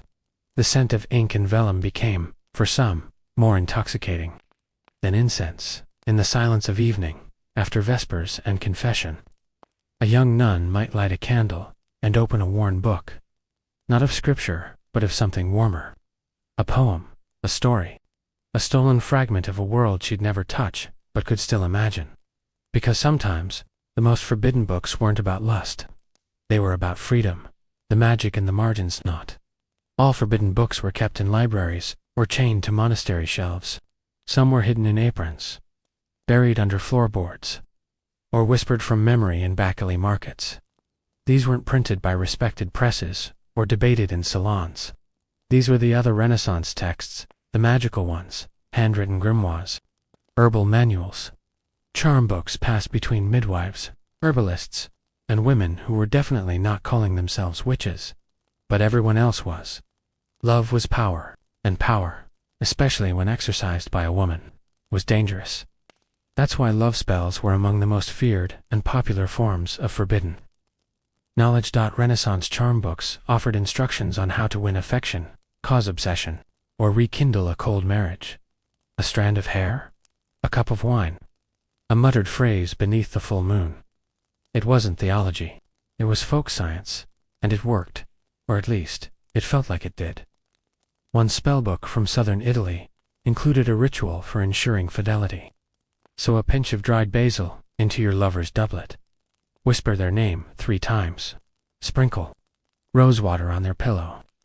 If they dreamed of you that night, the magic had taken hold. If not, there were stronger measures. Aphrodisiacs were another staple of these underground texts. Recipes blended Renaissance botany with medieval imagination. Cinnamon, anise, ground oysters, mandrake root. Sometimes effective, sometimes toxic, one apothecary. Manual cheerfully recommended a mixture of honey, wine, and powdered stag antler to awaken the fires of Venus. He failed to mention the violent nosebleeds. Men were curious, but women were the primary readers and keepers of these texts. Many passed rituals and recipes, from mother to daughter, especially in rural areas where priests visited infrequently. And midwives handled everything from birth to heartbreak. But owning such a book was a gamble. The Inquisition didn't look kindly on women with too much knowledge, and a love spell. That was just a witch trial waiting to happen. Pages were hidden, burned, disguised as herbal journals. You could be an herbalist on Tuesday and a heretic by Thursday, depending on what someone saw or imagined. By the late Renaissance, the printing press had changed everything. Books were no longer handcrafted treasures for the elite. They were commodities. And yet, even as literature became more accessible, the most powerful stories remained, the ones whispered in secret. And while Gutenberg may have started with Bibles, it wasn't long before printers discovered a far more lucrative market: desire. Venice became the capital of this quiet revolution. It had the perfect mix of wealth, lenient senses, and a healthy appetite for vice. Hidden behind religious tracts and scholarly commentaries, small, privately circulated books began to appear. Books that weren't coy about their contents. They didn't pretend to be anatomy manuals. They didn't disguise poetry as devotion. These were explicit, illustrated, and ready to shock. One of the most infamous of these was Aodi, translated as The Positions. Originally created by engraver Mar Antonio Raimondi, with illustrations by Julio Romano, it depicted 16 scenes of explicit intimacy. Each engraving was paired with poetic verses by Petro Aretino, whose sharp wit and even sharper tongue earned him a reputation as the Renaissance's first pornographer. Needless to say, the church was not amused. Raimondi was immediately banned, plates were seized, copies destroyed, Raimondi was arrested. But the damage, or depending on your perspective, the innovation was done. The idea that you could use the printing press for erotica had been unleashed, and it wasn't going back in the bottle. Underground presses sprang up across Europe, printing slim volumes of love poetry, scandalous tales, and sometimes outright smut. These weren't mass-produced. Copies were expensive, meant for wealthy patrons with a taste for the forbidden. Some were even commissioned privately with content tailored to the buyer's fantasy. Think of it as custom Renaissance fanfiction. Printers developed clever tricks to avoid detection. Fake title pages, false publishing locations printed in Constantinople, or Latin phrases that made the books look like harmless philosophy. In reality, they were often illustrated with woodcuts or copper engravings that made anatomy textbooks look tame. For the right price, you could have a book that thrilled, amused, or shocked without ever admitting you owned it. Many nobles kept theirs in cabinets with special keys. Some had bindings that, when shelved, looked like dictionaries or psalters. The printing press didn't just democratize knowledge, it made lust portable. And with every new title, Renaissance readers got one step closer to something revolutionary: pleasure without permission. By the end of the Renaissance, the line between education, entertainment, and seduction had blurred beyond recognition. What began as anatomical curiosity or theological instruction had transformed into a secret bookshelf of longing, one that crossed gender, class, and even religious boundaries, and that's precisely what made it so dangerous. To the church, these books represented moral decay. To scholars, they were intellectual experiments. But to the people actually reading them, noble women, students, nuns, even merchants, they were something else entirely. Power, not the kind one on a battlefield or in a courtroom, but the quieter, more subversive kind that starts in the margins of a book.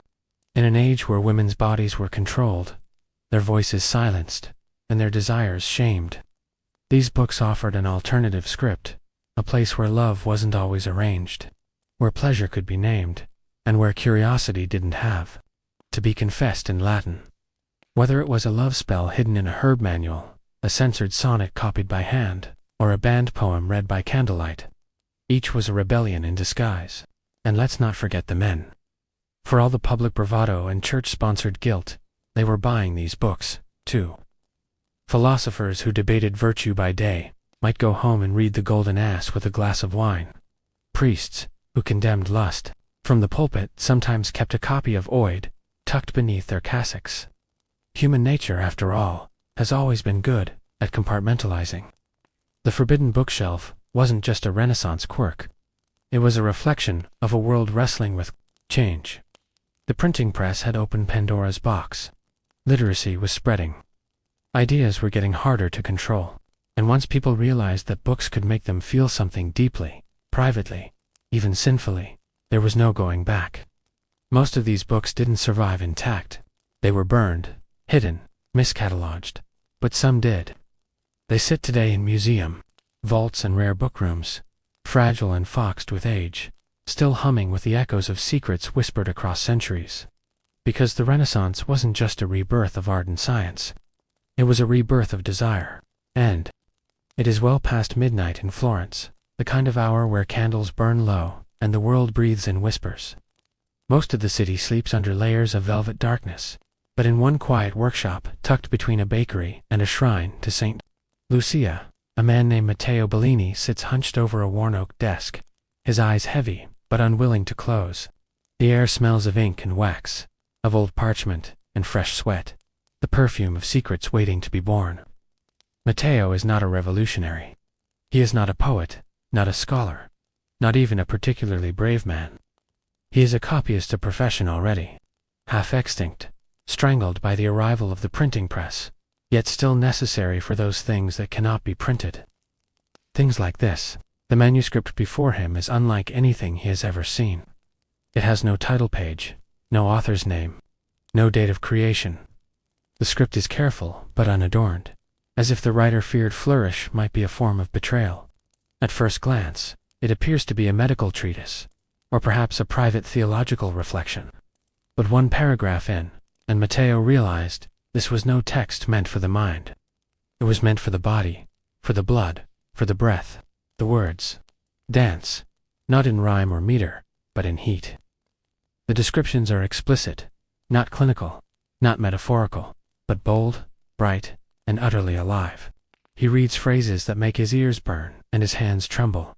Words that name what is usually left in shadows, that describe longing without shame, intimacy without hierarchy, and touch without punishment. And still, he copies, because that is what he was paid to do. A courier delivered the original text 2 nights ago, wrapped in cloth, sealed with wax, and with instructions to transcribe and return it within 5 days. No name, no return address. Just a pouch of gold coins. Far more than Matteo usually made in a month and a note. Right, exactly. Say nothing. At first, he assumed it was a trap. Perhaps a bishop's trick, or a cruel prank. But as the hours passed and no one came knocking, he gave in.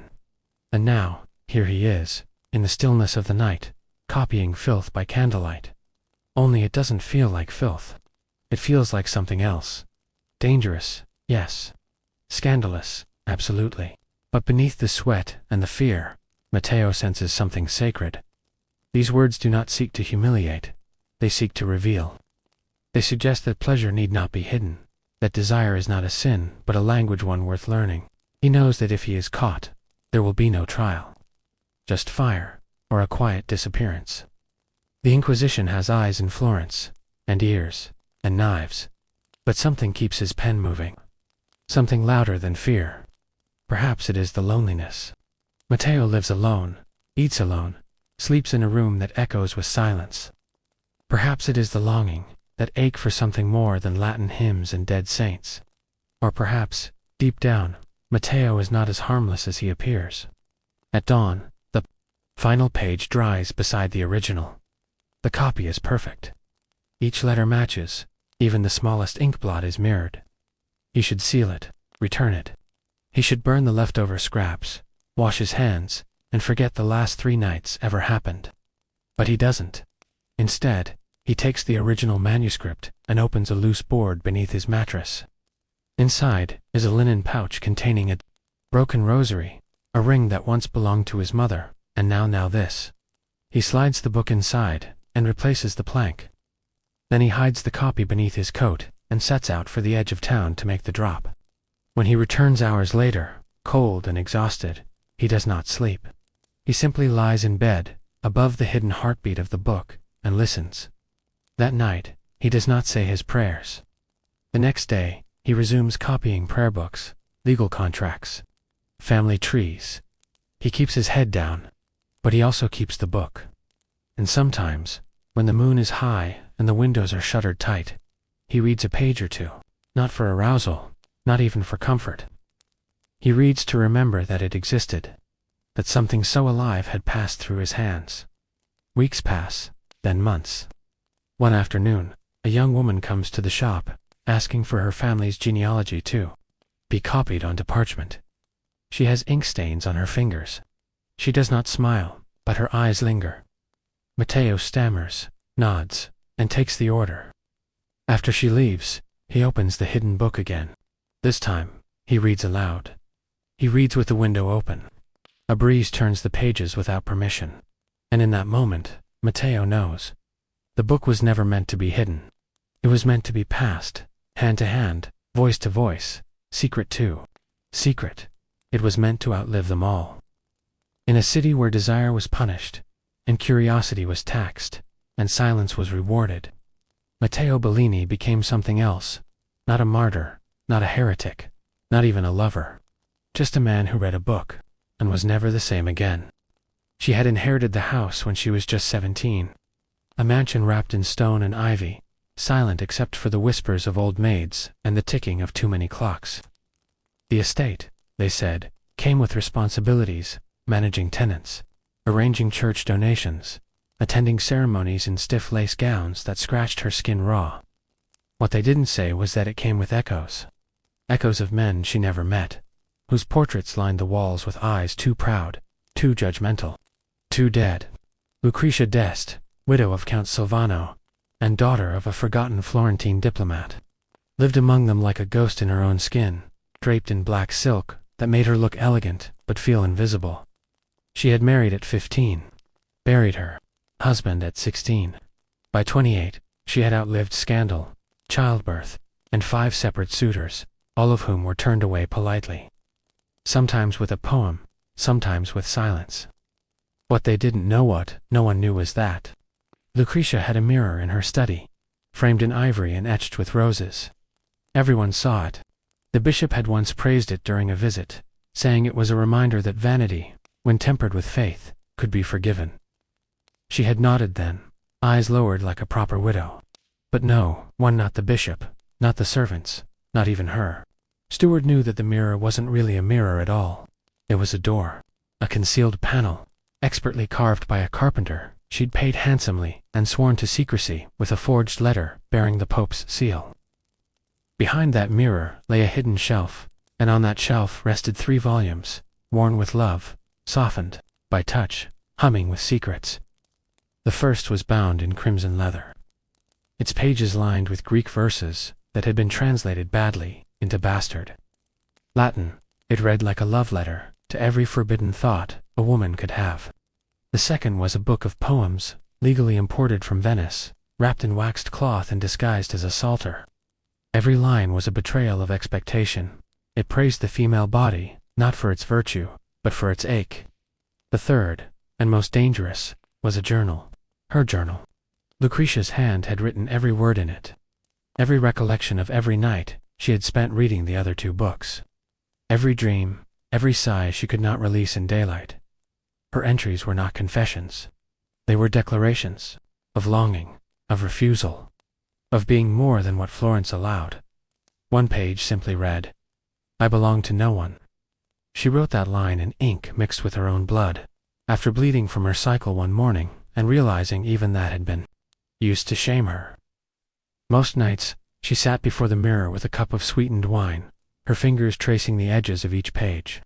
She read slowly, mouthing the words like prayers. Except these weren't the kind that begged for mercy. These were the kind that demanded recognition. When she looked into the mirror, she did not see a widow or a noblewoman. She saw a reader, a writer, a woman in possession of dangerous knowledge. She did not call herself a rebel. She didn't need to. The books did it for her. It wasn't just what they said, it was what they didn't apologize for. They made no effort to be modest. They didn't cloak desire in metaphor. They named it, described it, celebrated it. Sometimes she laughed, quietly, imagining what would happen if she gifted the bishop one of these books wrapped in gold ribbon and asked him to read it aloud at Mass.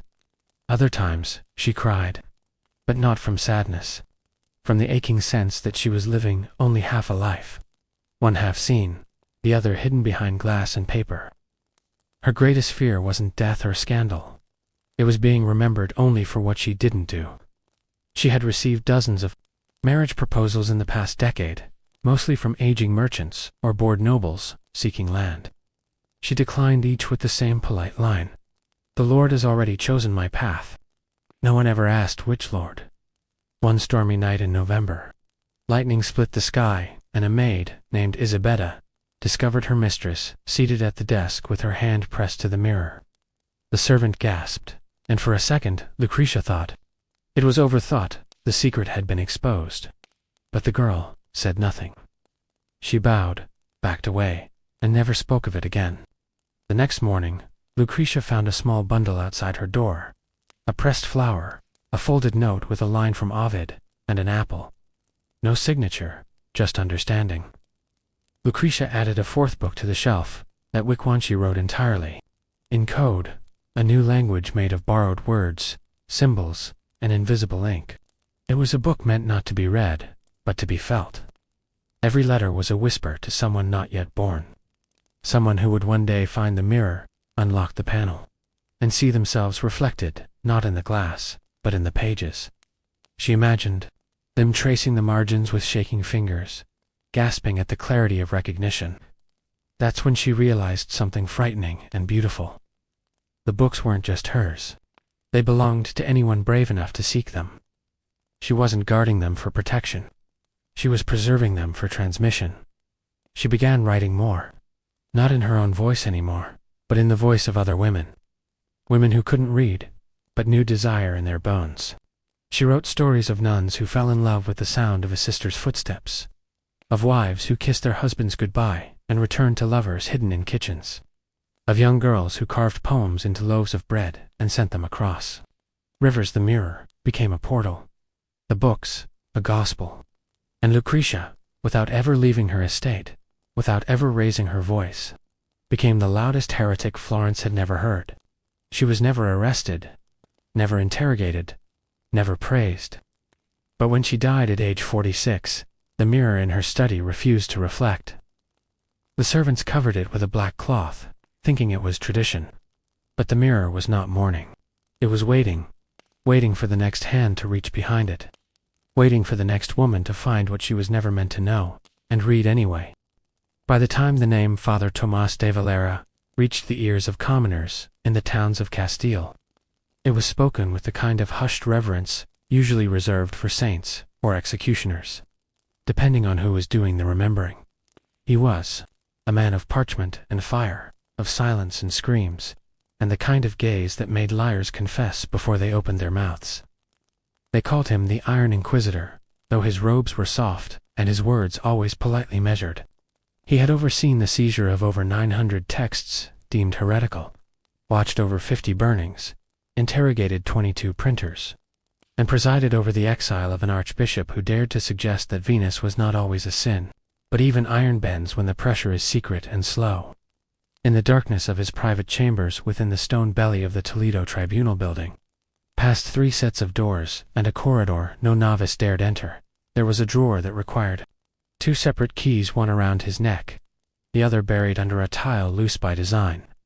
Inside that drawer, among stacks of confessions and notes from bishops and dried petals from a flower no one dared ask about, sat a single book, not large, not gilded, not even bound with care.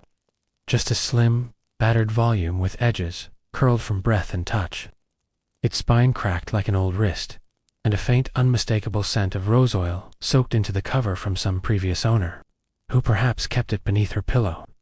The title was smudged, the ink faded, and yet the words inside still rang with a heat that no fire could purify. It was called the Eros Dialogues, though no one ever said its name aloud. The first time Tomás read it, he did so wearing gloves, as if the words could stain his skin. The second time, he read without gloves, without candlelight, with only the moon slicing through the lattice above his bed. The third time, he didn't read it at all, he memorized it. He had found it, or rather confiscated it, during the raid of a professor's home in Salamanca. It had been buried inside a hollowed-out Bible, wrapped in a linen cloth embroidered with doves. There had been no trial. The professor had gone quietly into exile, and no one asked where the book had gone. Officially, it had been burned with the rest. But Tomás had felt something that day, something in the way the professor had looked at him, not with fear, but with sorrow, as though something had just been lost forever. That night, Tomás did not sleep. He unwrapped the book and read the first page, and found that he could not stop. The text was not filth. It was philosophy, disguised as confession. It was desire, layered in wit, clothed in metaphor so carefully that even the trained eye had to pause and look twice. 2 voices, sometimes 3, sometimes none, debating what it meant to love without ownership, to touch without conquest, to feel without guilt. There were scenes, yes, sensual, vivid, more than suggestive, but they were not written for titillation. They were written like scripture, sacred, deliberate, undeniable. Tomás, a man who had sentenced others for less, who had spoken against the very idea of pleasure as divinity, found himself writing notes in the margins. At first, questions. Then, agreements. Once, a full paragraph, where he compared one character's speech to a sermon he'd delivered years ago. He kept the book, read it monthly, hid it well, told himself it was for understanding heresy, for study. But deep inside, where no robe could cover and no rosary could reach, he knew better. The book had done something to him, not corrupted pride. It had shown him that all his life, he had mistaken obedience for faith, fear for virtue. It did not make him renounce his office. He continued his work, his judgments, his fire. But every time he condemned a text, he remembered the feel of the Eros Dialogues in his hand. Every time he listened to a trembling confession, he wondered what stories would be told if shame were not the price. He began asking different questions. During interrogations, softer ones. Did you read it alone? Did you understand why it was written? Did it make you feel seen? Sometimes, the accused wept. Not from fear, but from relief. He still declared guilt, still passed sentence. But afterward, he would return to his chamber, open his drawer, and reread the words that had changed him without permission. One winter evening, while snow made ghosts of the streets, a young scribe came to his study to deliver a translated scroll. She noticed the open drawer. saw the edge of the book before he snapped it shut. Their eyes met. For a moment, time folded. She said nothing, only nodded once, and left. The next morning, he found a note under his plate. Some books are not meant to be destroyed, only inherited. No name, no accusation, just understanding. That week, Tomas began copying the book by hand. Slowly, carefully, not to distribute, just to preserve. He made 2 copies. One he sealed in a wine cask and buried beneath the cathedral floor. The other he placed in a small wooden box and left behind a brick in his chamber wall, where the plaster was thin and the stone soft. He knew one day someone would find it, and when they did, they would read his marginalia, his notes, his confessions, not of sin, but of awakening. He did not believe that he was a better man than before, only a more honest one. When Tomas de Valera died, they buried him with honors, called him a defender of the faith, a hammer of heresy. But somewhere beneath Toledo, a book still breathes, whispering verses that once melted iron. And if you press your ear to the right wall on a cold night, you might still hear the sound of pages turning, not by hands, but by memory. So there you are, a 14-year-old apprentice crouched in a freezing Venetian workshop that smells like a wet dog, trapped inside a barrel of ink. Outside, the fog snakes through the alleyways like a pickpocket, and inside, the only warmth comes from the fire of your anxiety. You've been working here for months, sorting lead type with fingers already calloused and blackened. Learning to read, not with your eyes, but your fingertips. Master Giovanni, the printer, is known for 3 things: never smiling, never forgiving, and never ever printing anything without a license, at least, officially. You've watched him speak to cloaked men at the back door, whispering like thieves at a confessional booth, exchanging coin for manuscripts that were most definitely not psalms. And tonight, he trusts you for the first time. He hands you a stack of thin, cheap paper far, beneath the quality of the Latin grammars or prayer books you usually print tanned murmurs. No title page, no signature, just print, that's all. No questions allowed. The first page is unlike anything you've seen. No Latin, no Greek, just a dialogue, plain spoken and raw, between a man and a woman arguing about the soul, God, and the authority of the church. You understand, just enough to know this shouldn't exist. You also know, in the same instinctive way, a cat knows not to drink seawater, that speaking of it aloud could cost your tongue. You print quietly, lips sealed, heart pounding, pulling sheets off the press with trembling hands and laying them to dry like bandages soaked in revolution. But as the pages pile up, something starts to eat away at you. The need to mark it. Not to claim credit, no. You're not suicidal, but to witness. To whisper to the future, I was here, I touched this. So you take a tiny sliver of typepaper, the size of a beetle's leg, and insert it crookedly in the lower left corner of the last page. Just one misplaced letter, an E where it should be an O, that's it. A typo so small it would take a paranoid bishop and a magnifying glass to spot. A fingerprint in lead. You say nothing. The pages are folded, gathered, and sent off in wrapped bundles to a merchant who doesn't speak Venetian and pays in silver so clean it smells like betrayal. A month later, a Dominican friar is burned at the stake in Naples. Rumor says he was caught with a book that made the crowd go silent before they tore it from his hands. No one knows who printed it.